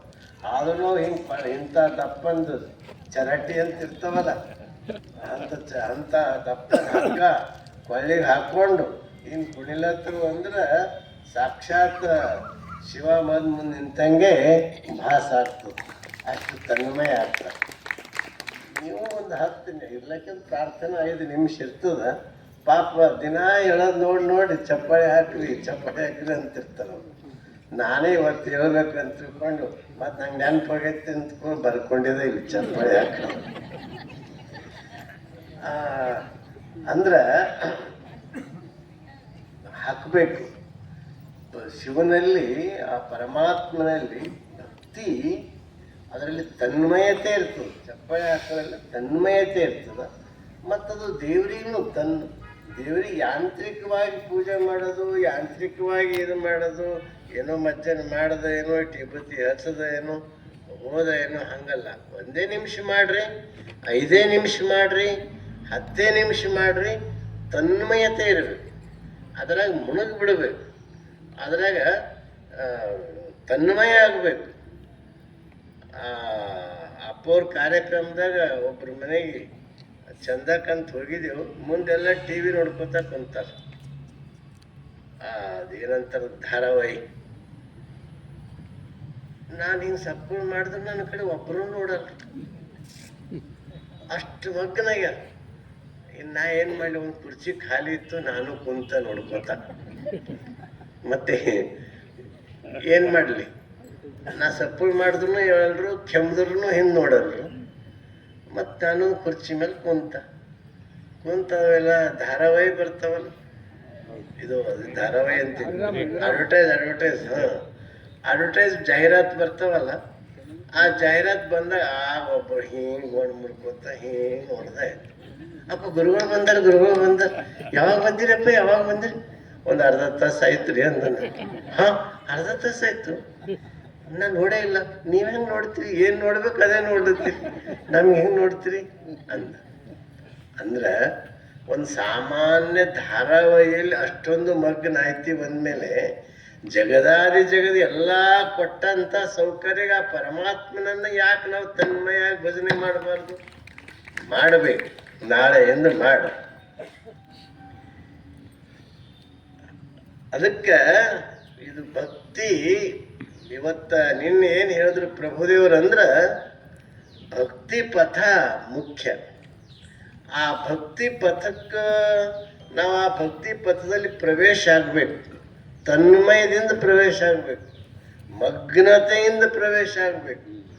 ಆ ಭಕ್ತಿ ಪಥದಲ್ಲಿ ಅದಕ್ಕೆ ಏನಂತ ಕರೀತಾರ? ಭಕ್ತ ಸ್ಥಳ ಅಂತ ಕರೀತಾರ, ಭಕ್ತಿ ಮಾರ್ಗ ಅಂತ ಕರೀತಾರ. ಅದರಲ್ಲಿರಬೇಕಾದ್ರೆ ನಿನ್ನೊಂದು 3-4 ಗುಣಗಳು ಅಳವಡಿಸ್ಕೋ ಅಂತ ಪ್ರಭುದೇವರು ಹೇಳಿದ್ರು. ಕೋಪ, ತಾಪ, ನಾ ಅಂಬ ಅಹಮ್ಮ, ನಾ ಅಂಬದು ನಂದು ಅನ್ನೋದು, ಇದೆಲ್ಲ ಅಳವಡಿಸ್ಕೋಬೇಕಪ್ಪ ಅಂತ ನಿನ್ನ ಹೇಳಿದ್ರು. ಅವಾಗ ಹಂಗೆ ಇದು ಚರ್ಚೆ ಇನ್ನು ಮುಂದೆ ಬರೆದದು. ಮತ್ತು ಪ್ರಭುದೇವರು ಏನಂತಾರ, ಇನ್ನೊಂದು ಮಾತು ಹೇಳ್ತೀನಪ್ಪ, ಅದೊಂದು ಕೇಳು ಅಂದ್ ಕೇಳ್ರಿ ಅಂತೆಲ್ಲ ಶರಣ ಬಳಗಕ್ಕೆ ಪ್ರಭುದೇವರು ಹೇಳ್ತಾ ಇದ್ದಾರೆ. ಯಾಕಂದ್ರೆ ಪ್ರಭುದೇವರು ಅತ್ಯಂತ ದೊಡ್ಡ ಜ್ಞಾನಿಗಳು. ಅವರು ಬಸವಣ್ಣವ್ರ ವಚನ ಹೆಂಗವ ಅಂದ್ರೆ ಸುಲಿದ ಬಾಳೆಹಣ್ಣಿನಂಗವ. ಪ್ರಭುದೇವ್ರ ವಚನ ಹೆಂಗವ ಅಂದ್ರೆ ಅದು ಬೆಳಗಿನ ವಚನಗಳದವ. ಅಂದ್ರೆ ಅದು ಒಳಗೊಕ್ಕಿದ್ರೆ ಅದು ಅರ್ಥ ಆಗ್ತದೆ. ಮ್ಯಾಲ ಓದಿದ್ರೆ ಏನೂ ಅರ್ಥ ಆಗಲ್ಲ. ಅಂಥ ವಚನಗಳೇ ಹೆಚ್ಚೆಚ್ಚದವ. ಅಂಥ ಪ್ರಭುದೇವರು ಬೆಳಗಿನ ರೂಪದಲ್ಲಿನೇ ಹೆಚ್ಚು ಹೇಳ್ತಾರೆ. ಅದಕ್ಕೆ ಇವತ್ತೊಂದು ಅಂಥ ವಚನ ಅನುಭವ ಮಂಟಪದ ಶರಣ ಬಳಗಕ್ಕೆ ಹೇಳತ್ತಾರ. ಅದನ್ನೇ ನಾನು ನಿಮ್ಗೆ ಇವತ್ತು ಹೇಳ್ತಾ ಇದ್ದೀನಿ, ಕೇಳಿ. ಏನಂತ ಹೇಳ್ತಾರ? ಹೃದಯ ಕಮಲದೊಳಗೊಂದು ಮರಿದುಂಬಿ ಹುಟ್ಟಿತ್ತು, ಹೃದಯ ಕಮಲದೊಳಗೊಂದು ಮರಿದುಂಬಿ ಹುಟ್ಟಿತ್ತು, ಹಾರಿ ಹೋಗಿ ಆಕಾಶವನ್ನುಗಿತ್ತಯ್ಯ. ಆ ದುಂಬಿಯ ಗರಿಯ ಗಾಳಿಯಲ್ಲಿ 3 ಲೋಕವೆಲ್ಲವೂ ತಲೆ ಕೆಳಗಾಯಿತ್ತು. ಪಂಚವರ್ಣದ ಹಂಸೆಯ ಪಂಜರವ ಖಂಡಿಸಿದಡೆ ಗರಿ ಮುರಿದು ತುಂಬಿ ನೆಲಕ್ಕುರುಳಿತ್ತು. ನಿಜದ ಉದಯದ ಬೆಳಗಿನ ಕೀಲ ಗುಹೇಶ್ವರ ನಿಮ್ಮ ಶರಣರ ಅನುಭಾವ ಸಂಘದಿಂದ ಲರ್ಧ ಕಂಡೆನಯ್ಯ. ಗುಹೇಶ್ವರ ನಿಮ್ಮ ಶರಣರ ಅನುಭಾವ ಸಂಘದಲ್ಲಿರ್ದು ಕಂಡೆನಯ್ಯ ಅಂತ ಪ್ರಭುದೇವರು ಹೇಳ್ತಾರೆ. ಏನು ನಿಮಗೂ ತಿಳಿದಿಲ್ಲ. ಇಲ್ಲಿ ಹೇಳ್ತಾರೆ, ಹೃದಯ ಕಮಲದೊಳಗೊಂದು ಮರಿದುಂಬಿ ಹುಟ್ಟಿತ್ತು. ಇಲ್ಲಿ ನೀವು ಒಂದು ಮೊದಲು ಚಿತ್ರಣ ಕೊಡ್ತೀನಿ. ಒಂದು ಕಮಲದ ಹೂವು ನೋಡಿರಿ, ಅಲ್ಲಿ ಅದ್ರ ಒಳಗಿಂದು ಆ ಮಕರಂದ ಸವಿಲಿಕ್ಕಂತ ಬರ್ತದ, ನಿಮ್ಗೆಲ್ಲ ಗೊತ್ತದ. ಅದು ಎಷ್ಟು ಸವಿತಾ ಸವಿತಾ ಸವಿತಾ ಹೂ ಮುಚ್ಚಿಕೊಂಡ್ರು ಅದ್ರ ಒಳಗೆ ಅದು ಐಕ್ಯ ಆಯ್ತು, ಅಷ್ಟು ಮಗ್ನತೆ ಇರ್ತದೆ. ಹಂಗೆ ಅಂಥದ್ರಾಗ ಒಂದು ಮರಿದುಂಬಿ ಹುಟ್ಟುತ್ತಂತ, ಸಣ್ಣ ದುಂಬಿ ಹುಟ್ಟುತ್ತಂತ ಕಮಲದೊಳಗಿಂದ. ಅದು ಹುಟ್ಟು ಏನೇ ಮಾಡ್ತಂತ, ಅದು ಹಾರಿ ಆಕಾಶ ಎಲ್ಲ ನುಂಗುತ್ತಂತ, ಆಕಾಶ ಎಲ್ಲ ನುಂಗ್ತಂತ.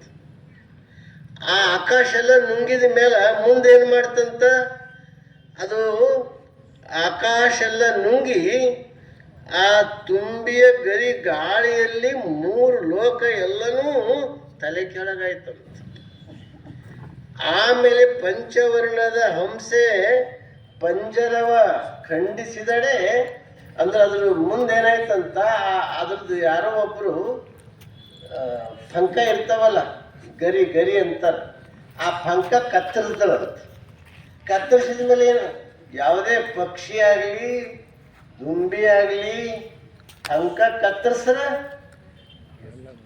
ಅದು ಮುಗೀತದ್ರ, ಆಯುಷ್ಯನೇ ಮುಗ್ದಂಗದು. ಜೀವ ಇರ್ತದೆ ಸ್ವಲ್ಪ ಹೊತ್ತು, ಆದ್ರೆ ಆಯುಷ್ಯ ಮುಗ್ದಂಗೆ. ಈಗ ಮೇನ್ ಅದಕ್ಕೆ ಈಗ ಯುದ್ಧದಾಗ ಅದು ಗುಂಡು ಹಾಕೋರು ಏನು ಮಾಡ್ತಾರಂದ್ರೆ, ಮೇನ್ ಯಾರವ ಅವ್ರಿಗೆ ನೋಡ್ತಾರೆ, ಅವ್ರಿಗೆ ನೋಡ್ತಾರೆ, ಅವ್ರಿಗೆ ನೋಡಿ ಅವ್ರಿಗೆ ಮುಗಿಸ್ಬಿಡ್ತಾರೆ. ನಾಯಕಗೆ ಮುಗಿಸಿದ್ರು ಅಂದ್ರೆ, ರಾಜನೇ ಸೋತ ಅಂದ್ರೆ ಸೈನಿಕರಿಗೆ ಏನೂ ಮಾಡ್ಲಿಕ್ಕಾಗಲ್ಲ. ರಾಜನೇ ಸರಿ ಸಿಕ್ಕ ಅಂದ್ರೆ ಮುಗೀತು. ಅಂಥ ಅಂದ್ರೆ ಹಂಗ ಅದಕ್ಕೆ ಪಂಕ ಮುರಿದ್ರಂತ, ಮುರಿತು ಅವಾಗ ಅದು ನೆಲಕ್ಕೆ ಬಿತ್ತಂತ. ಅದು ನೆಲ ತುಳಿತ್ತು. ನಿಜದ ಹೃದಯದ ಬೆಳಗಿನ ಕೀಲ ಗುಹೇಶ್ವರ ನಿಮ್ಮ ಶರಣರ ಅನುಭಾವ ಸಂಘದಲ್ಲಿದ್ದು ಬದುಕಿದೆನಯ್ಯ ಅಂತ ಹೇಳ್ತಾರೆ. ಈಗ ನಿಮಗೆ ಒಂದು ಕಲ್ಪನಾ ಬಂತು, ಒಂದು ದುಂಬಿ ಆಕಾಶ ಹಾರ್ತು, ಆಕಾಶ ಹಾರಿದ ಮೇಲೆ ಅದೇನು ಮಾಡ್ತು, 3 ಲೋಕ ಎಲ್ಲ ವ್ಯಾಪಿಸ್ತು. 3 ಲೋಕ ಎಲ್ಲ ವ್ಯಾಪಿಸಿದ ಮೇಲೆ ಇದು ಇಷ್ಟೊಂದು ವ್ಯಾಪಿಸಿದಲ್ಲ ಅಂತ ತಿಳ್ಕೊಂಡು ಯಾರೋ ಬಂದು ಪಂಕ ಕಟ್ ಮಾಡಿದ್ರು, ಅದು ನೆಲಕ್ಕೆ ಬಿತ್ತು. ಅವಾಗ ನಿಜದ ಉದಯ ಆಯಿತು ಅಂತ ಇಷ್ಟು ಚಿತ್ರಣ. ಇನ್ನು ಇದು ಹೊರಗಿಂದು ಚಿತ್ರಣ ಆಯಿತು. ಇಲ್ಲಿ ಒಳಗಿನ ಚಿತ್ರಣ ಈಗ ಹೇಳ್ತೀನಿ. ಏನು, ಹೃದಯ ಕಮಲದೊಳಗೊಂದು ಮರಿದುಂಬಿ ಹುಟ್ಟಿತ್ತು. ಅಲ್ಲಿ ಹೆಂಗೆ ಕಮಲದಾಗ ಒಂದು ಮರಿದುಂಬಿ ಹುಟ್ಟಲ್ಲ, ಇಲ್ಲೊಂದು ಕಮಲ ಅದ ನಮ್ಮ ಒಳಗೊಂದು. ಯಾವ ಕಮಲ ಅದ ಇದು? ಹೃದಯ ಕಮಲ ಅನ್ನೋದೊಂದು ಕಮಲದ ಅದ ಇಲ್ಲಿನ ಒಳಗೆ. ಆ ಕಮಲದಾಗಿನೊಂದು ಮರಿದುಂಬಿ ಹುಟ್ಟುತ್ತಂತ. ಯಾವುದು ಮರಿದುಂಬಿ ಹುಟ್ಟಿತು? ಅಹಂಕಾರ ಅನ್ನುವ ಅನ್ನುವ ಭ್ರಮೆ ಹುಟ್ಟುತ್ತಂತ. ಅಹಂಕಾರ ಅನ್ನುವ ಭ್ರಮೆ ಹುಟ್ಟಿ ಏನಾಯ್ತಂತ, ಆಕಾಶದೆಲ್ಲ ತುಂಬ್ಕೊಳ್ತದ. ಹಂಗೆ ಇರ್ತದ ಅಹಂಕಾರ, ನಿಮಗೆಲ್ಲ ಗೊತ್ತದ. ಬಂತು ಅಂದ್ರೆ ಕೆಳಗ ಕಾಣಿಸಲ್ಲ, ಮೇಲ ಕಾಣಿಸಲ್ಲ. ದೇಹ ಎಲ್ಲ ವ್ಯಾಪಿಸ್ತದ, ಹೊರಗೆಲ್ಲ ವ್ಯಾಪಿಸ್ತದ. ನನಗೆ ಬಿಟ್ಟು ಯಾರಿಲ್ಲ, ನನಗೆ ಬಿಟ್ಟು ಯಾರಿಲ್ಲ. ನಾ ಹಂಗ ಅಹಂಕಾರದಾಗ ಬಂತಂದ್ರೆ ಏನೂ ಕಾಣಲ್ಲ, ಯಾರೂ ಕಾಣಿಸಲ್ಲ ಅವ್ರಿಗೆ. ನಿಮ್ಗದು ಅನುಭವ ಅದ ನಿಮ್ಗೆಲ್ಲ.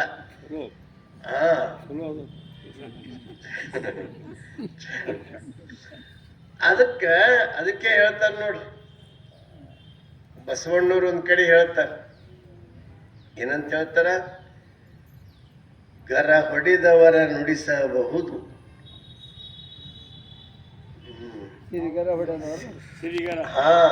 ಇನ್ನೊಂದು ಸಾಲದ, ಗರ ಹೊಡೆದವ್ರಿಗೆ ದೆವ್ವ ಹಿಡ್ಕೊಂಡವ್ರಿಗೂ ಮಾತಾಡಿಸ್ಬೋದಂತ. ಹಾವು ನುಂಗಿದವ್ರಿಗೂ ಮಾತಾಡಿಸ್ಬೋದಂತ. ಹಾವು ತಿಂದವ್ರಿಗೆ ಅಂದ್ರೆ ಹಾವು ಕಚ್ಚಿದವನಿಗೆ ಅಂತ ತಿಳ್ಬೇಕು. ಅವನಿಗೂ ನಾವು ಪ್ರಯತ್ನ ಮಾಡಿ ಮಾತಾಡಿಸ್ಬೋದು. ದೆವ್ವ ಭೂತ ಪಿಶಾಚಿ ಹಿಡಿದವ್ರಿಗೂ ಮಾತಾಡಿಸ್ಬೋದು. ಆದ್ರ ಶ್ರೀಮಂತಿಕೆ ಅನ್ನುವ ದೆವ್ವ ಯಾರಿಗೆ ಹಿಡಿತದ ಅವ್ರಿಗೆ ಮಾತಾಡ್ಸೋದು ಭಾಳ ಕಷ್ಟ ಅಂತ. ಅದು ಅಂಥ ದೆವ್ವ ಇರ್ತದೆ. ಯಾವುದು ಅಹಂಕಾರ ಅನ್ನುವ ದೇವು. ಎಲ್ಲ ಶ್ರೀಮಂತ ಇದ್ದವರಿಗೆಲ್ಲ ಹಂಗಿರ್ತದಂತ ಅರ್ಥ ಅಲ್ಲ. ಆ ಶ್ರೀಮಂತಿಕೆ ಇದ್ರು ವಿನಯ, ನಮ್ರತೆ, ಶರಣರ ಸಂಘ ಇತ್ತು ಅಂದ್ರೆ ಅವ್ರಿಗೆ ಅಹಂಕಾರ ಬರಲ್ಲ. ಇದೇನು ಇರಲ್ಲ. ಅವ್ರಿಗೇನು ದೇವ್ರು ಗೊತ್ತಿಲ್ಲ, ಗುರುಗಳು ಗೊತ್ತಿಲ್ಲ, ಮಠಕ್ಕೆ ಬಂದು ಗೊತ್ತಿಲ್ಲ, ಶ್ರಾವಣ ಮಾಸದಾಗ ಸ್ವತಃ ಗುರುಗಳು ಹೇಳ್ತಾರಂದ್ರೆ ಒಂದು ದಿವ್ಸ ಕೇಳ್ಬೇಕು ಅನ್ನೋದು ಗೊತ್ತಿಲ್ಲ. ಕಣ್ಣಿನ ಆಪ್ರೇಷನ್ ಮಾಡ್ಕೊಂಡು ಡಾಕ್ಟ್ರ್ ಮಾತಾಡಬೇಡಂದ್ರೂ ಮಾತಾಡ್ಲತ್ತಾರ. ಪಾಪ ನಾವು ಹೋಗ್ಯಾರ ಕೇಳ್ಬೇಕನ್ನೋ ಕನಿಕರಿಲ್ಲ. ಇಂಥ ಏನಿಲ್ಲದ್ರೂ ಇಷ್ಟು ಏನಿಲ್ಲ ಅವ್ರಿಗೇನು. ಅದು ದುಂಬಿ ಹೆಂಗಾಗ್ಯದ, ಆಕಾಶಕ್ಕೆಲ್ಲ ಹರಡ್ಯದ, ಪೂರ ವ್ಯಾಪಿಸ್ಯದದು. ತಿಳಿಗೆ ದುಂಬಿ ಅಂದ್ರೆ ಯಾವ್ದಂಬುದು. ಅಹಂಕಾರ ಅನ್ನೋ ದುಂಬಿ ಮುಗಿಲಿಗೆ ಮುಟ್ಟ್ಯದ. ಮುಗಿಲಿಗೆ ಮುಟ್ಟಿ ಏನಾಗ್ಯದ, 3 ಲೋಕ ಎಲ್ಲ ಪಸರಿಸ್ತದ. ಅಂದ್ರೆ ಏನರ್ಥ? ಅಶಾಂತಿಯಿಂದ ಅವ್ರು ಕೂಡಿರ್ತಾರೆ. ಮತ್ತದು ವ್ಯಾಪಿಸದಂದ್ರೆ ಅಹಂಕಾರ ವ್ಯಾಪಿಸಂದ್ರೆ ಒಳಗೆ ಅಶಾಂತಿ ತುಂಬಿಕೊಂಡಿರ್ತದದು. ಏನು ಕಾಣಲ್ಲ. ಯಾವ ಟೈಮ್ನಾಗ ಏನು ಮಾಡ್ತಾನೆ ಅಂಬದು ಅವನಿಗೆ ಖಬರ್ ಇರಲ್ಲ, ಏನು ಗೊತ್ತಿರಲ್ಲ. ಈಗ ಹೇಳಿಲ್ಲ ನಮ್ಮ ತನುಶ್ರೀ, ಕಾಳ್ತನದಿಂದ ಅಡಿಗೆ ಮಾಡೋದು ಗುರುಗಳೇ ಕಾಳ್ತನ ಅಡಿಗೆ ನೀಡ್ಯಾನ. ಗುರುಗಳೇ ಬೆಳ್ಳಿ ಬಟ್ಲು ಚಮಚ ತಗೊಂಡು ಬಂದಾರ.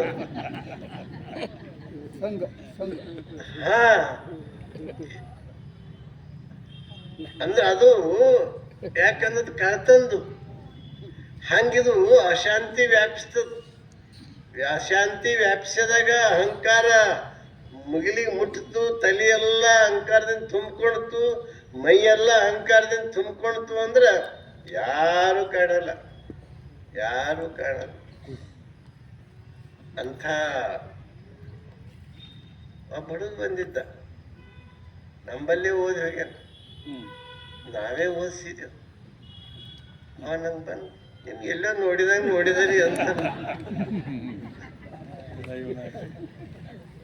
ಎಲ್ಲ ನೋಡಿದ ಅಂತ ನಾ ಏನು ಹೇಳಿ, ಮರಿದುಂಬಿ ನಿನ್ನ ತಲೆ ತುಂಬಿಕೊಡೋದು ಅಂತ ನಾನು. ಅವನಿಗೆ ಅಹಂಕಾರ ತುಂಬಿಕೊಂಡದ.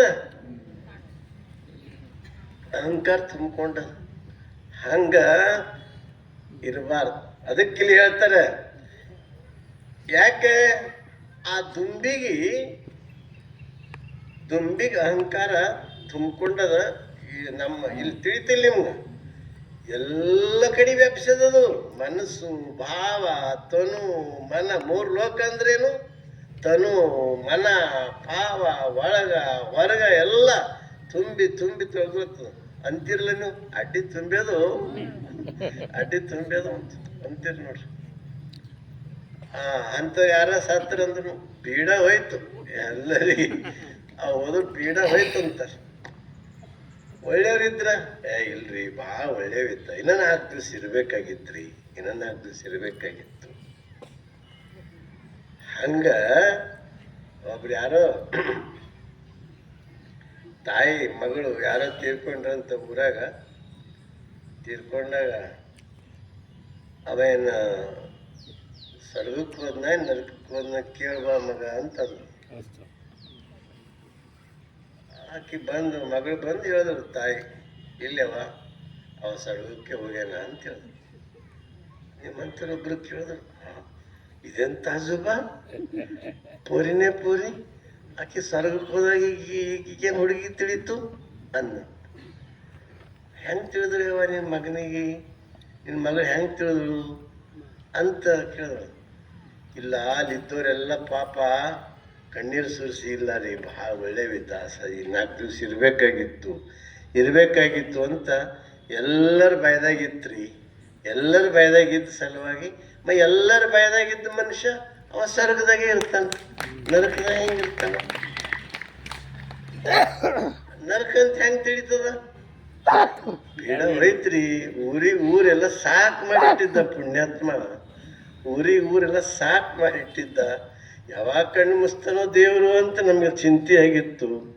ಜಲ್ದಿನೇ ಕರ್ಕೊಂಡ ಪೀಡ ಹೋಯ್ತು, ಎಲ್ಲರಿಗೆ ಆರಾಮಿರ್ತೇವೆ ನೋಡು, ಊರು ಶಾಂತ ಇರ್ತದೆ ನೋಡು ಅಂತಂತ. ಅವ ಎಲ್ಲಿ ಹೋಯ್ತಾನ ಗೊತ್ತಾಯ್ತು ನಿಮಗೆ, ಹೇಳೋದೇನು ಬೇಕಾಗಿಲ್ಲ. ಹಂಗ ಇಲ್ಲೇನು ಹೇಳ್ತಾರ,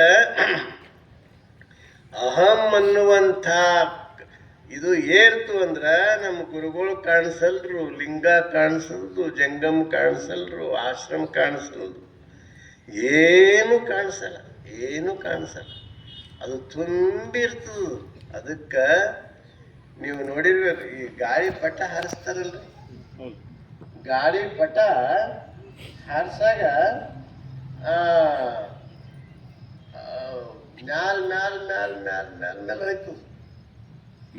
ಅದಕ್ಕೊಂದು ಕೆಳಗೊಂದು ಬಾಲ ಇರ್ತದೆ, ಬಾಲ ಇರ್ತದೆ. ಮ್ಯಾಲ ಹೋಗಿ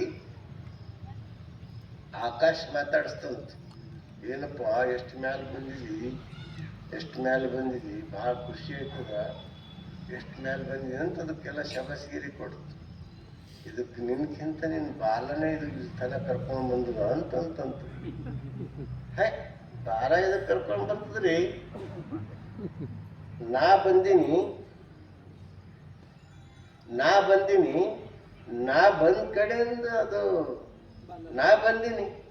ಬಾಲ ಕೆಲಸ ಏನು, ಬಾಲ ಅಂತ ಹಂಗನ್ಬೇಡು,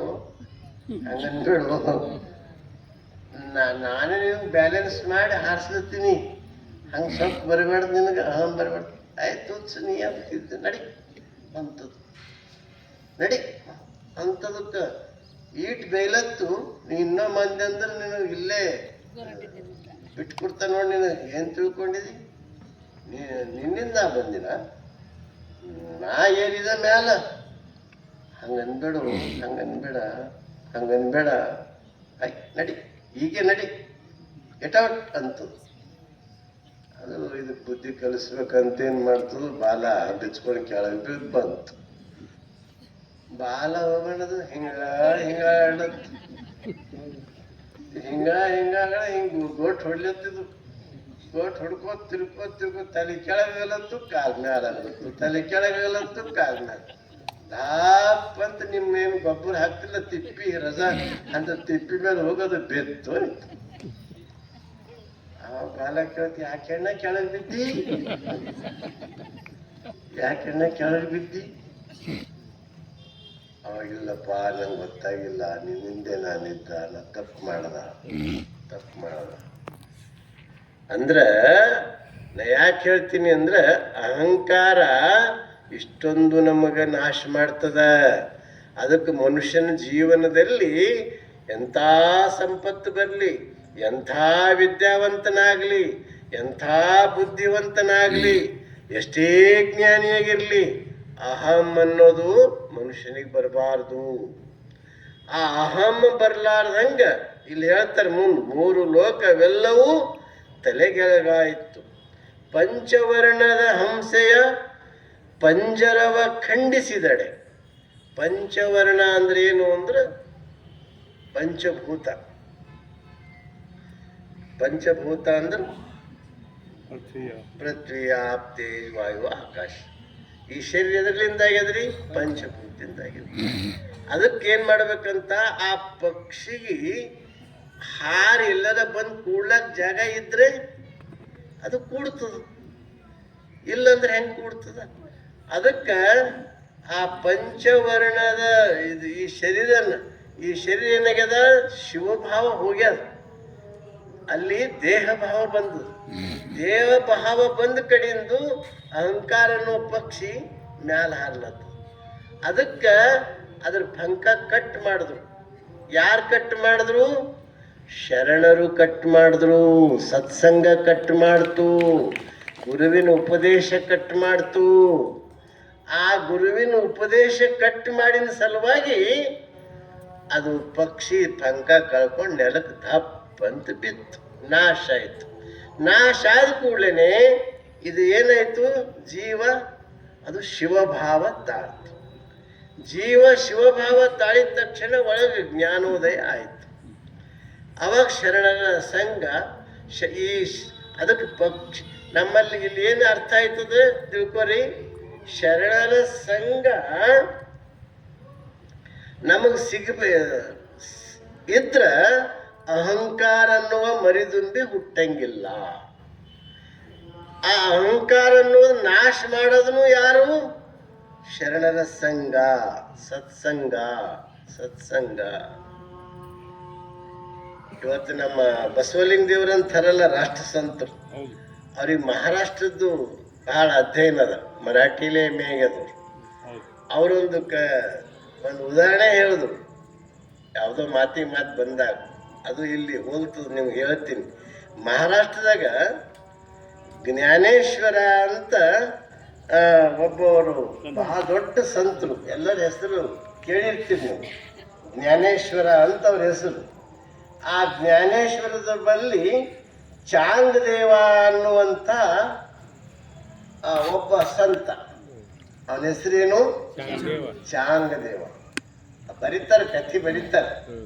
ಅವ 1400 ವರ್ಷ ಇದ್ನಂತ. 1400 ವರ್ಷ ಇದ್ದಂತ. ಅವ ಎಷ್ಟು ಸಿದ್ಧಿ ಮಾಡ್ಕೊಂಡಿದ ಅಂದ್ರೆ ಹುಲಿ ಮೇಲೆ ಕುಂತು ಓಡಾಡ್ತೀನಂತವ, ಹುಲಿ ಮೇಲೆ ಕುಂತು ಓಡಾಡ್ತಿದ್ದ. ಆಮೇಲೆ ಈ ಚಮಕ ಅವ ಹಾವಿನ ಚಮಕನೆ ತಗೊಂಡು ಹುಲಿ ಹೊಡಿತಿದ್ದ. ಹಾವು ತಗೊಂಡು ಅಂಥ ಸಿದ್ಧಿ ಪುರುಷ ಒಂದ್ಸಲ ಏನಾಯ್ತು, ಅವನಿಗೆಲ್ಲರೂ ದಿನ ಅವನಿಗೆ ಆರ್ತಿಗೆ ಐತಿತ್ತು. ಯಾರಿಗೆ? ಚಾಂಗದೇವ್ ಆರ್ತಿಗೆ ಐತಿತ್ತು. ಆರ್ತಿಗೆ ಆಗಾಗ ಅಲ್ಲಿ ಒಂದ್ಸಲ ಜ್ಞಾನೇಶ್ವರ ಶಿಷ್ಯರು ಆ ಕಡೆ ಎಲ್ಲೋ ನಡೆದಿರು, ಆರ್ತಿಗೆ ಆಗ್ಲತ್ತದ ಅಂತ ತಿಳ್ಕೊಂಡು ನಾವು ಆರ್ತಿಗೆ ಮಾಡಿ ಹೋಗಾರ ಅಂತ ತಿಳ್ಕೊಂಡು ಇವರು ಜ್ಞಾನೇಶ್ವರ ಆರ್ತಿಗೆ ಮಾಡಿದ್ರು. ಅವನಿಗೆ ಚಾಂಗದೇವ್ ಅಹಂಕಾರ ತುಂಬಿತ್ತು, ಮರಿದುಂಬಿ ಒಳಗೆ ಹೊಕ್ಕಿತ್ತು. ಅವಾಗ ಚಾಂಗದೇವ ಏನ್ ಮಾಡ್ದಂತ, ಯಾರವರು ನನ್ನ ಆರ್ತಿಗೆ ಎಂಬುದು ಬಿಟ್ಟು ಮತ್ತಾರ್ದು ಆರ್ತಿಗೆ ಮಾಡಿದ್ರಲ್ಲ ಅವ್ರು ಯಾರು? ಗರ್ಜನೆ ಶುರುವಾಯ್ತು. ಈ ಯಾರ ಏನಾರ ಸಾವುಕಾರ ಬಲ್ ಬಂದ್ರೆ ಸಾವುಕಾರ ಯಾಕೋ ಅಂತಾರ, ಯಾಕೋ ಅಂತ ಅವ ಅಂದ್ರೆ ಇವತ್ತು ಹಣ ನಡಗಬೇಕು, ಹಂಗಿರ್ತದೆ. ಆದ್ರೆ ಶರಣರ ಸಂಘಿದ್ದವರು ಬರ್ರಿ ಶರಣರೇ, ಬರ್ರಿ ಬರ್ರಿ ಬರ್ರಿ, ಕೂಡ್ರಿ ಒಂದು ಗ್ಲಾಸ್ ನೀರು ತಗೋರಿ, ಏನು ವಿಷಯ ಐತಿ ಹೇಳ್ರಿ ಅಂತ. ಶರಣರ ಸಂಘದ ಟಚ್ ಇತ್ತಂದ್ರೆ ಹಿಂಗಂತಾರ, ಟಚ್ ಇರ್ಲಾರ್ದ್ರೆ ಹಂಗನ್ನಲ್ಲ. ಅದಕ್ಕೆ ನಾವು ಯಾಕೆ ಹೇಳ್ತೀವಿ? ನಮ್ಮ ಸ್ವಾರ್ಥಕ್ಕಾಗಿ ಹೇಳಲ್ಲ. ನೀವು ಬರ್ರಿ ಬರ್ರಿ ಬರ್ರಿ ಅಂತ ಯಾಕೆ ಹೇಳ್ತೀವಿ? 22ನೇ ತಾರೀಕಿಗೆ ಶರಣ ಸಂಗಮಕ್ಕೆ ಬರ್ರಿ, ಹುಣ್ಣಿಗೆ ಬರ್ರಿ ಮಠಕ್ಕ, ಇಲ್ಲಿ 22ಕ್ಕೆ ಬರ್ರಿ. ಅಪ್ಪೋರ್ ಪುಣ್ಯ ಸ್ಮರಣೆ ಇದ್ದಾಗ ಅಂತೂ ದೊಡ್ಡ ದೊಡ್ಡ ಸ್ವಾಮಿಗಳು ಬರ್ತಾರೆ. ಯಾರು ಬಂದ್ರು ಕುರ್ಚಿ ಖಾಲಿನೇ ಇರ್ತಾವ.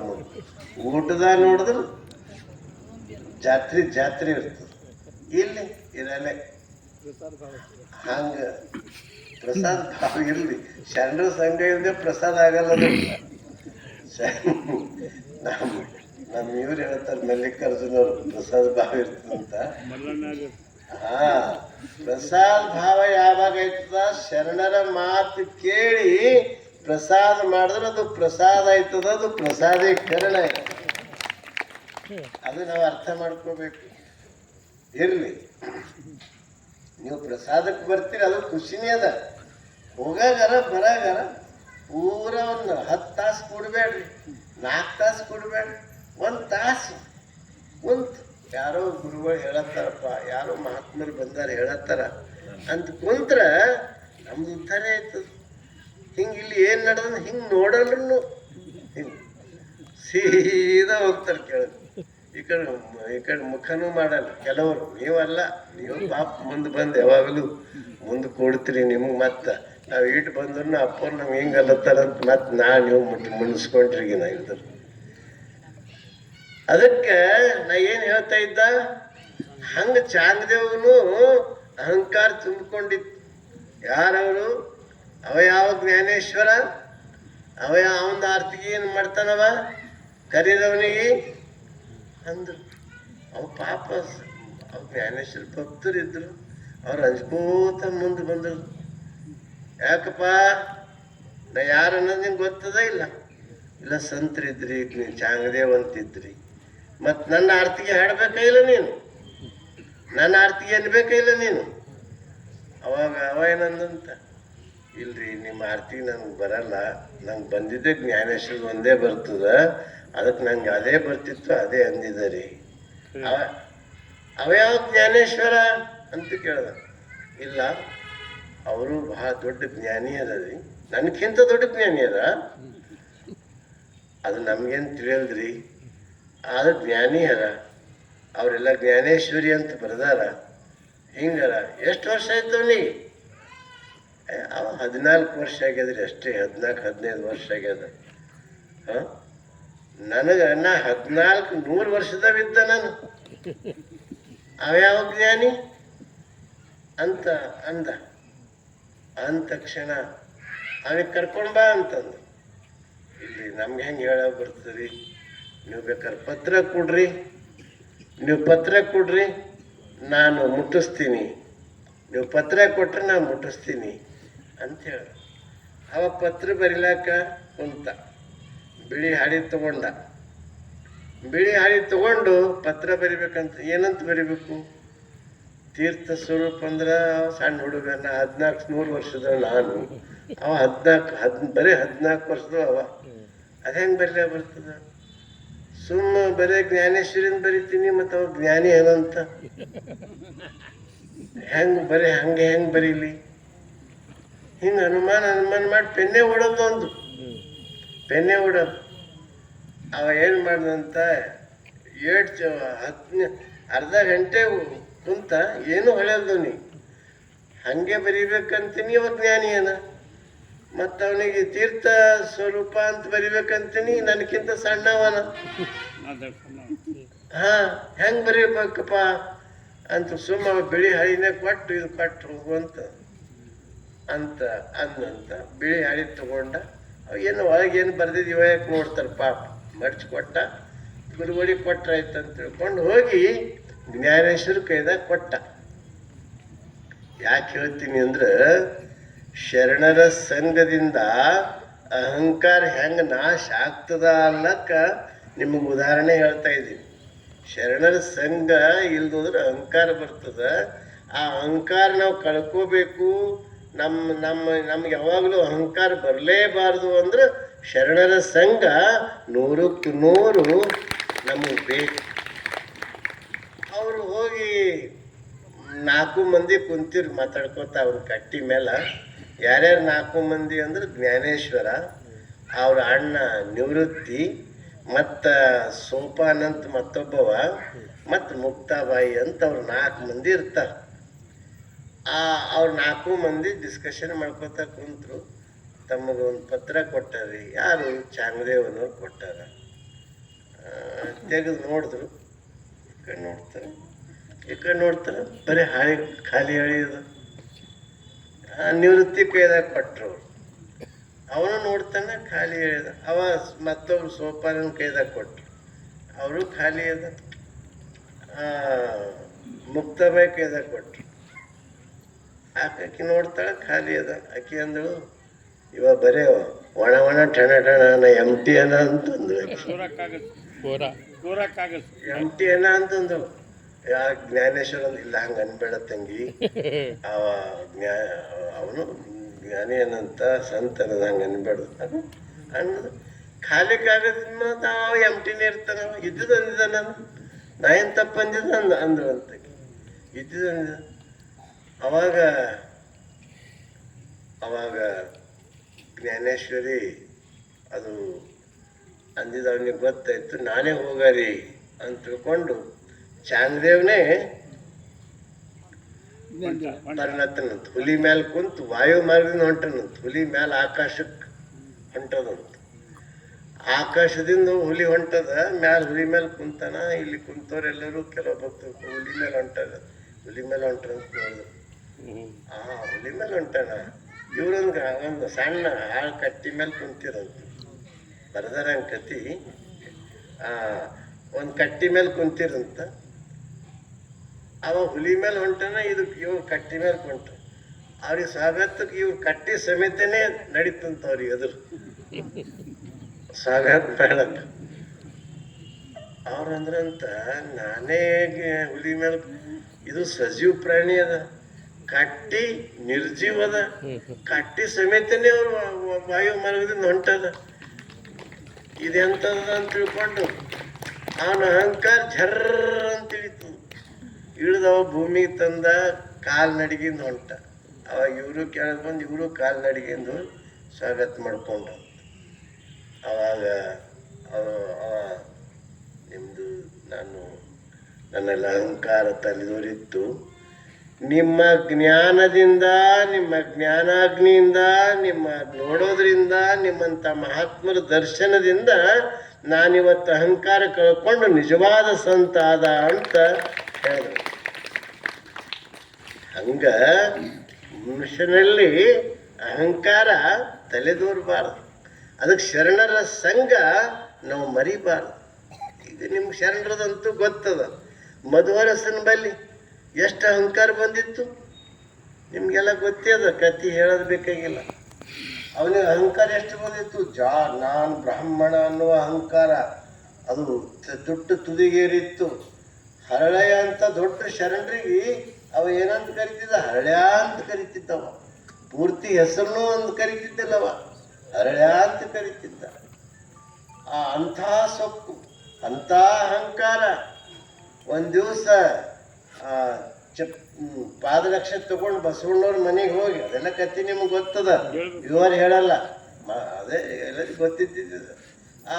ಎಲ್ಲ ಪಾದರಕ್ಷೆ ತಗೊಂಡು ತನ್ನ ತೊಡಿ ಚರ್ಮ ತಗೊಂಡು ಶರಣಾರ್ಥಿ ಅಂದ ಸಲುವಾಗಿ ಒಂದು ಶರಣ ಹೆಚ್ಚು ಮಾಡಿ ಸಲುವಾಗಿ ತೊಡಿ ಚರ್ಮದ ಪಾದರಕ್ಷೆ ತಗೊಂಡು ಬಸವಣ್ಣವರು ಮೆಟ್ಕೊಳ್ಳಾರ್ದೇ ತಲೆ ಮೇಲೆ ಇಟ್ಕೊಂಡು, ಜಗತ್ತಿನಲ್ಲಿ ಪಾದರಕ್ಷೆ ತಲೆ ಮೇಲೆ ಇಟ್ಕೊಂಡವ್ರು ಬಸವಣ್ಣವ್ರು ಒಬ್ಬರೇ.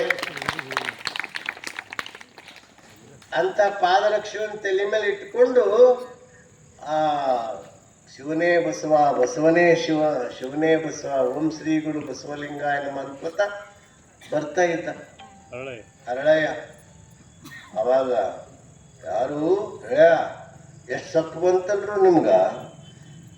ಊರ್ ಹೊರಗೆ ನಮ್ಮ 4 ಮಾರು ದೂರ ಇರೋಂಥವ್ರು ಇವತ್ತು ರಾಜ ಬೀದಿಯಲ್ಲಿ ಓಡಾಡ್ತಿದ್ರಿ. ನೀವು ಎಷ್ಟು ಸೊಕ್ಕು ಬಂತು. ಇದಕ್ಕೆಲ್ಲ ಬಸವಣ್ಣೇ ಕಾರಣ ಅಂತ ಸೊಕ್ಕಿನ ಮಾತಾಡತ್ತ. ಅವ ಪಾಪ ಹರಳಯ್ಯ ಶಿವನೇ ಬಸವ, ಬಸವ ಶಿವನೇ ಅನ್ಕೋತ, ಏ ಹರಳ್ಯ, ಏ ಸಮಗಾರ, ಏ ಸಮಗಾರ, ಏ ಸಮಗಾರ ಅಂತ ಚೀರ್ಲತ್ತ. ಯಾಕಂದ್ರೆ ಅದು ಅಹಂಕಾರದ ಧ್ವನಿ ಇಷ್ಟು ಇನ್ನೊಂದು ಹಂಗೆ ಧ್ವನಿ ತೆಗಿಲಾಕ ಬರ್ಲೋಗ್ಯದ.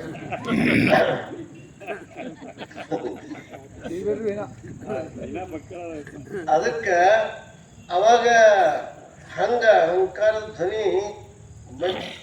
ಅವಾಗ ಅವ ಪಾಪ ಹರಳೆಯ ಭಾಳ ತಿಳಿ. ಅವಾಗ ಅವ ಕೈ ಮುಗಿದ, ಶರಣಾರ್ಥಿ ಮಧುವರಸರೇ, ಹೌದು ನೀವು ಅನ್ನಂಗ ನಾನು ಸಮಗಾರನೇ. ಆದ್ರೆ ನೀವು ತಿಳಿದುಕೊಂಡಿರುವ ಸಮಗಾರನಾಗಿರದೆ ಜಗದ್ಗುರು ಬಸವಣ್ಣನವರು, ನೀವು ತಿಳಿದುಕೊಂಡಿರುವ ಸಮಗಾರನಾಗಿರದೆ ಜಗದ್ಗುರು ಬಸವಣ್ಣನವರು ಕಟ್ಟಬೇಕೆಂದಿರುವ ಸಮತಾ ರಾಜ್ಯ ನಿರ್ಮಾಣಕ್ಕಾಗಿ ಹೋರಾಟ ಮಾಡುವ ವೀರ ಮಹೇಶ್ವರ ಸಮಗಾರ ಅಂತ ಹೇಳ್ತಾನೆ.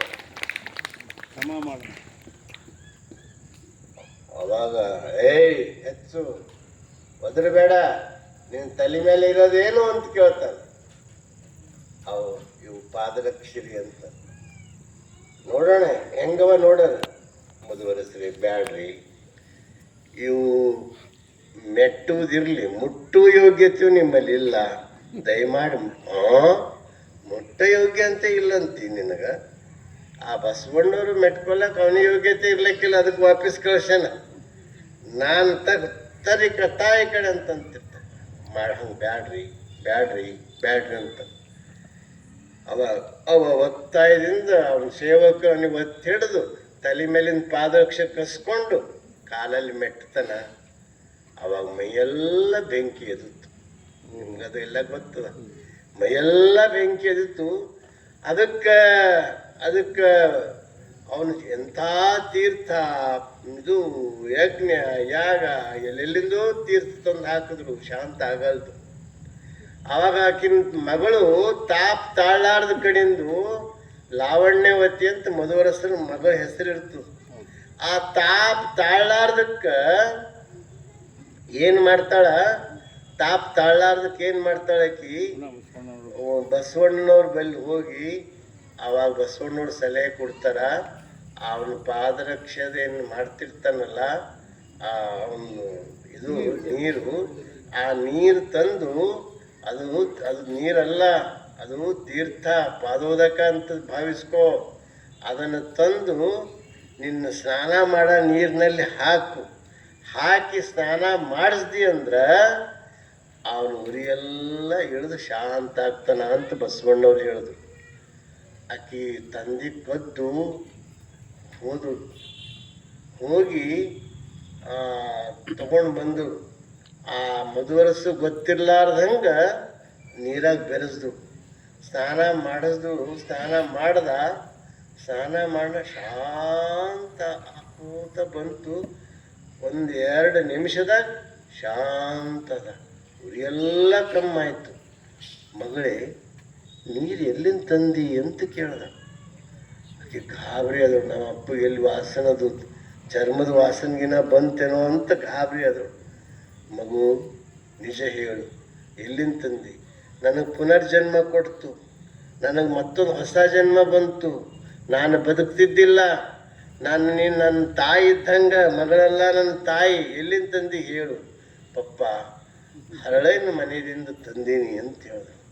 ಆವಾಗ ಮಧುವರಸರ್ಗ ಏನು ಅಹಂಕಾರದ ನಿಶ ಏರಿತ್ತಲ್ಲ, ಹರಳೈನಂಥ ಶರಣನಿಂದ ಅವನ ಅಹಂಕಾರ ಜರ್ರನೆ ಇಳಿದು ಜೀರೋ ಆಯ್ತು.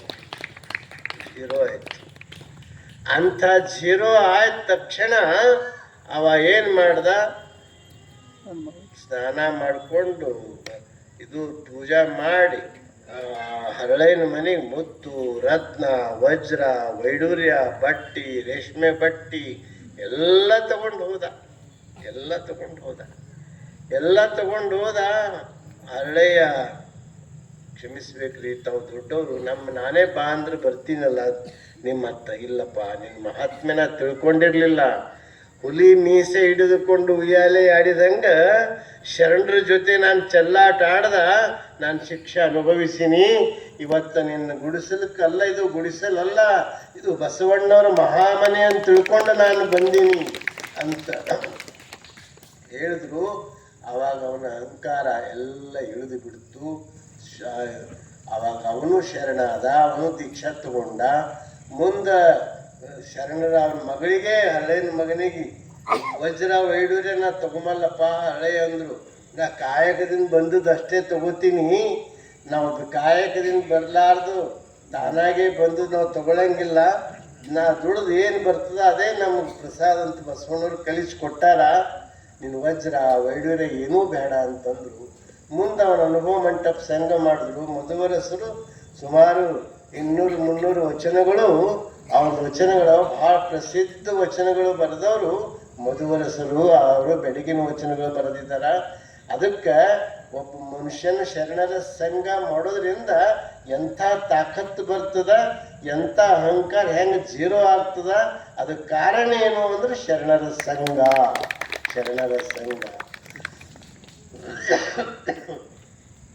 ಅಂಥ ಶರಣರ ಸಂಘ ನಮ್ಮ ಜೀವನದಲ್ಲಿ ಮರಿಬಾರ್ದು. ಅದಕ್ಕೆ ಇಲ್ಲಿ ಪ್ರಭುದೇವರು ಹೇಳ್ತಾರೆ, ಏನಂತ ಹೇಳ್ತಾರೆ, ಅಂಥ ಮರಿದುಂಬಿ ಹೋಗಿ ಆಕಾಶ ಎಲ್ಲ ವ್ಯಾಪಿಸ್ತಲ್ಲ, ಆವಾಗ ಅದು ಟಂಕ ಕಟ್ ಮಾಡಿದ ಕೂಡಲೇ, ಟಂಕ ಯಾರು ಕಟ್ ಮಾಡಿದ್ರು? ಶರಣರು ಕಟ್ ಮಾಡಿದ್ರು, ಶರಣರ ಸಂಘ ಕಟ್ ಮಾಡ್ತು. ಆವಾಗ ಅದು ಇದು ಆಯಿತು, ಅವನ ಶಿವನ ಜ್ಞಾನ ಉದಯ ಆಯಿತು. ಅವನ ದೇಹ ಭಾವ ಹೋಗಿ ಶಿವಭಾವ ಬಂತು. ನಿತ್ಯ ಲಿಂಗಾರ್ಚನೆ, ನಿತ್ಯ ಲಿಂಗಾರ್ಪಣೆ, ನಿತ್ಯ ಲಿಂಗಾನುಭವ ನಡೀತು. ಅದಕ್ಕೆ ನಮ್ಮ ಜೀವನದಲ್ಲಿ ನಮ್ಗೆ ಅಹಂಕಾರ ಎಂದೂ ಬರಬಾರ್ದು. ಯಾವುದೇ ರಂಗದಲ್ಲಿ ನಮ್ಮ ಪ್ರತಿಭೆ ಎಷ್ಟೇ ಅಭಿವೃದ್ಧಿಯಾಗಲಿ, ಎಷ್ಟೇ ಎತ್ತರಕ್ಕೆ ಬೆಳೀಲಿ, ಎಷ್ಟೇ ಯಾವುದೇ ಕ್ಷೇತ್ರದಲ್ಲಿ ಆಟದಾಗ ಬೆಳಿಬೋದು, ಮತ್ತೊಂದರಾಗ ಬೆಳಿಬೋದು. ಯಾವ ಕ್ಷೇತ್ರದಲ್ಲಿ ಬೆಳೆದ್ರೂ ಅಹಂಕಾರ ಬರಬಾರ್ದು. ಅಹಂಕಾರ ಬರದೇ ಇರಬೇಕಾದ್ರೆ ನಾವು ಆವಾಗ ಗುರು ದರ್ಶನ, ಶರಣರ ಸಂಘ, ಮಹಾತ್ಮರ ದರ್ಶನ ನಾವು ಮಾಡ್ತಾ ಇರಬೇಕು. ಮಾಡ್ತಾ ಇದ್ದಾಗ ನಮಗೆಂದು ಅಹಂಕಾರ ಬರ್ಲಿಕ್ಕೆ ಸಾಧ್ಯ ಇಲ್ಲ. ಅದಕ್ಕೆ ಬಸವಣ್ಣವ್ರು ಹೇಳ್ತಾರೆ ನೋಡು, ಆನೆಯ ನೇರಿಕೊಂಡು ಹೋದಿರೇ ನೀವು, ಕುದುರೆಯ ನೇರಿಕೊಂಡು ಹೋದಿರೇ ನೀವು, ಕುಂಕುಮ ಕಸ್ತೂರಿ ಪೂಸಿಕೊಂಡು ಹೋದಿರೇ ಅಣ್ಣ, ಸತ್ಯದ ನಿಲವ ತಿಳಿಯದೇ ಹೋದಿರಲ್ಲ, ಅಹಂಕಾರವೆಂಬ ಮದಗಜವೇರಿ ಗುರಿಯಾಗಿ ನೀವು ಹೋದಿರಲ್ಲ, ಸದ್ಗುಣವೆಂಬ ಫಲವ ಬಿತ್ತಿ ಬೆಳೆಯದೇ ಹೋದಿರಲ್ಲ ಅಂತ ಬಸವಣ್ಣವರು ಚಡಪಡಿಸ್ತಾರೆ. ಎಂಥ ಅಹಂಕಾರದ ಕುದುರೆಗೆ ಹಚ್ಕೊಂಡು ನಡೆದಿರಪ್ಪ. ಆ ಅಹಂಕಾರ ಅನ್ನುವಂಥ ಆನೆ ಮೇಲೆ ಕುಂತು ನಡೆದಿರಿ, ಇದು ಒಳ್ಳೇದಲ್ಲ, ಇದು ಒಳ್ಳೇದಲ್ಲ. ಸದ್ಗುಣ ಅನ್ನುವಂಥ ಫಲ ಬಿತ್ತಿ ಬೆಳೀರಿ, ಶರಣರ ಸಂಘಕ್ಕೆ ಬರ್ರಿ, ಸದ್ಗುಣ ಫಲ ಬಿತ್ತಿ ಬೆಳೀರಿ ಅಂತ ಬಸವಣ್ಣವ್ರ ಕಳಕಳಿಯನ್ನು ವ್ಯಕ್ತ ಮಾಡಿದ್ದು ನಿಮಗೆಲ್ಲ ಗೊತ್ತದ. ಅಂಥ ಆ ಅಹಂಕಾರದಕ್ಕೆ ಇಲ್ಲಿ ಪ್ರಭುದೇವರು ಹೇಳ್ತಾರೆ, ಅಲ್ಲಮ್ಮ ಪ್ರಭುಗಳು, ನಮ್ಮ ಭಕ್ತಿ ಮಾರ್ಗಕ್ಕೆ ಒಂದೇ ಒಂದು ಲಕ್ಷಣ ಏನು ಅಂದ್ರೆ, ಯಾರು ಭಕ್ತ ಸ್ಥಳದಲ್ಲಿ ನಡಿಬೇಕಂತಾರೆ ಅವ್ರ ಶರಣರ ಸಂಘ ಕಡ್ಡಾಯವಾಗಿ ಮಾಡಬೇಕು, ಸತ್ಸಂಗದಲ್ಲಿ ಕಡ್ಡಾಯವಾಗಿ ಪಾಲ್ಗೊಳ್ಬೇಕು. ಅಂದರೆ ಅದು ಭಕ್ತ ಸ್ಥಳಕ್ಕೆ ಪರಿಪೂರ್ಣ ಮುಟ್ಟಲಿಕ್ಕೆ ಸಾಧ್ಯ ಆಗ್ತದೆ. ಆ ಮಾತನ್ನು ನೀವೆಲ್ಲರೂ ಅರ್ಥ ಮಾಡಿಕೊಂಡು ಮತ್ತೆ ಪ್ರಭುದೇವರು ಮುಂದೆ ಹೇಳ್ತಾರ. ಏನು ಹೇಳ್ತಾರ ಅಂದ್ರೆ, ನಾಳೆ ನೀವು ಬರ್ರಿ, ನಾಳೆ ಕೇಳ್ರಿ. ಪೂಜ್ಯರಿಗೆ ಅನಂತ ವಂದನೆಗಳು. ಈಗ ಮಂಗಲ. ಜಯ ಗುರು ಬಸವನ್, ಜಯತು ಜಗದ್ಗುರು ಬಸವಣ್ಣ, ಜಂಗಮರೂಪನೆ ಬಸವಣ್ಣ, ಜಗದೋತಾರಕ ಬಸವಣ್ಣ, ಕಲ್ಯಾಣ ವಾಸನೆ ಬಸವಣ್ಣ, ಕಾರುಣ್ಯ ಮೂರ್ತಿ ಬಸವಣ್ಣ, ಕಾಯಕ ಯೋಗಿಯ ಬಸವಣ್ಣ, ಕೈವಲ್ಯದಾತನೆ ಬಸವಣ್ಣ, ನಿರ್ಗುಣ ರೂಪನೆ ಬಸವಣ್ಣ, ನಿಷ್ಕಲ ಲಿಂಗನೆ ಬಸವಣ್ಣ, ಅಕಾರ ಉಕಾರ ಮಕಾರ ಮೂಲ ಓಂಕಾರ ನೀನೇ ಬಸವಣ್ಣ,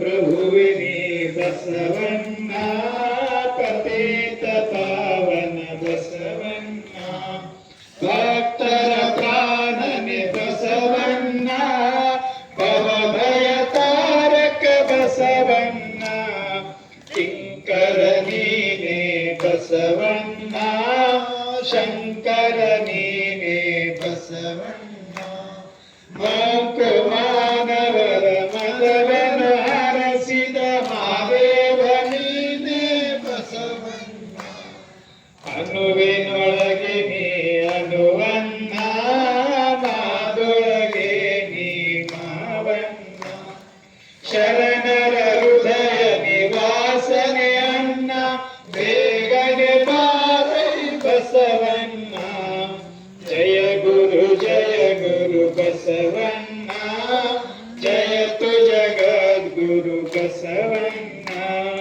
ಜಯತು ಜಗದ್ಗುರು ಬಸವಣ್ಣ, ಜಯತು ಜಗದ್ಗುರು ಬಸವಣ್ಣ.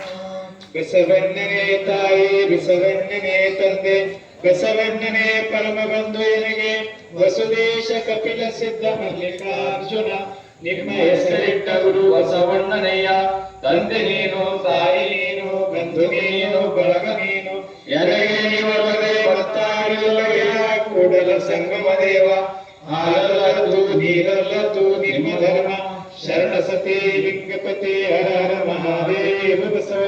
ವಿಶ್ವಗುರು ಬಸವಣ್ಣನವರಿಗೆ ಕಾಯ ಸಿದ್ಧ ಅಲ್ಲಮ ಪ್ರಭುದೇವರಿಗೆ, ಚನ್ನಬಸವೇಶ್ವರರಿಗೆ, ಪೂಜರ ಸತ್ಯ ಸಂಕಲ್ಪಕ್ಕೆ ಶರಣು ಶರಣ.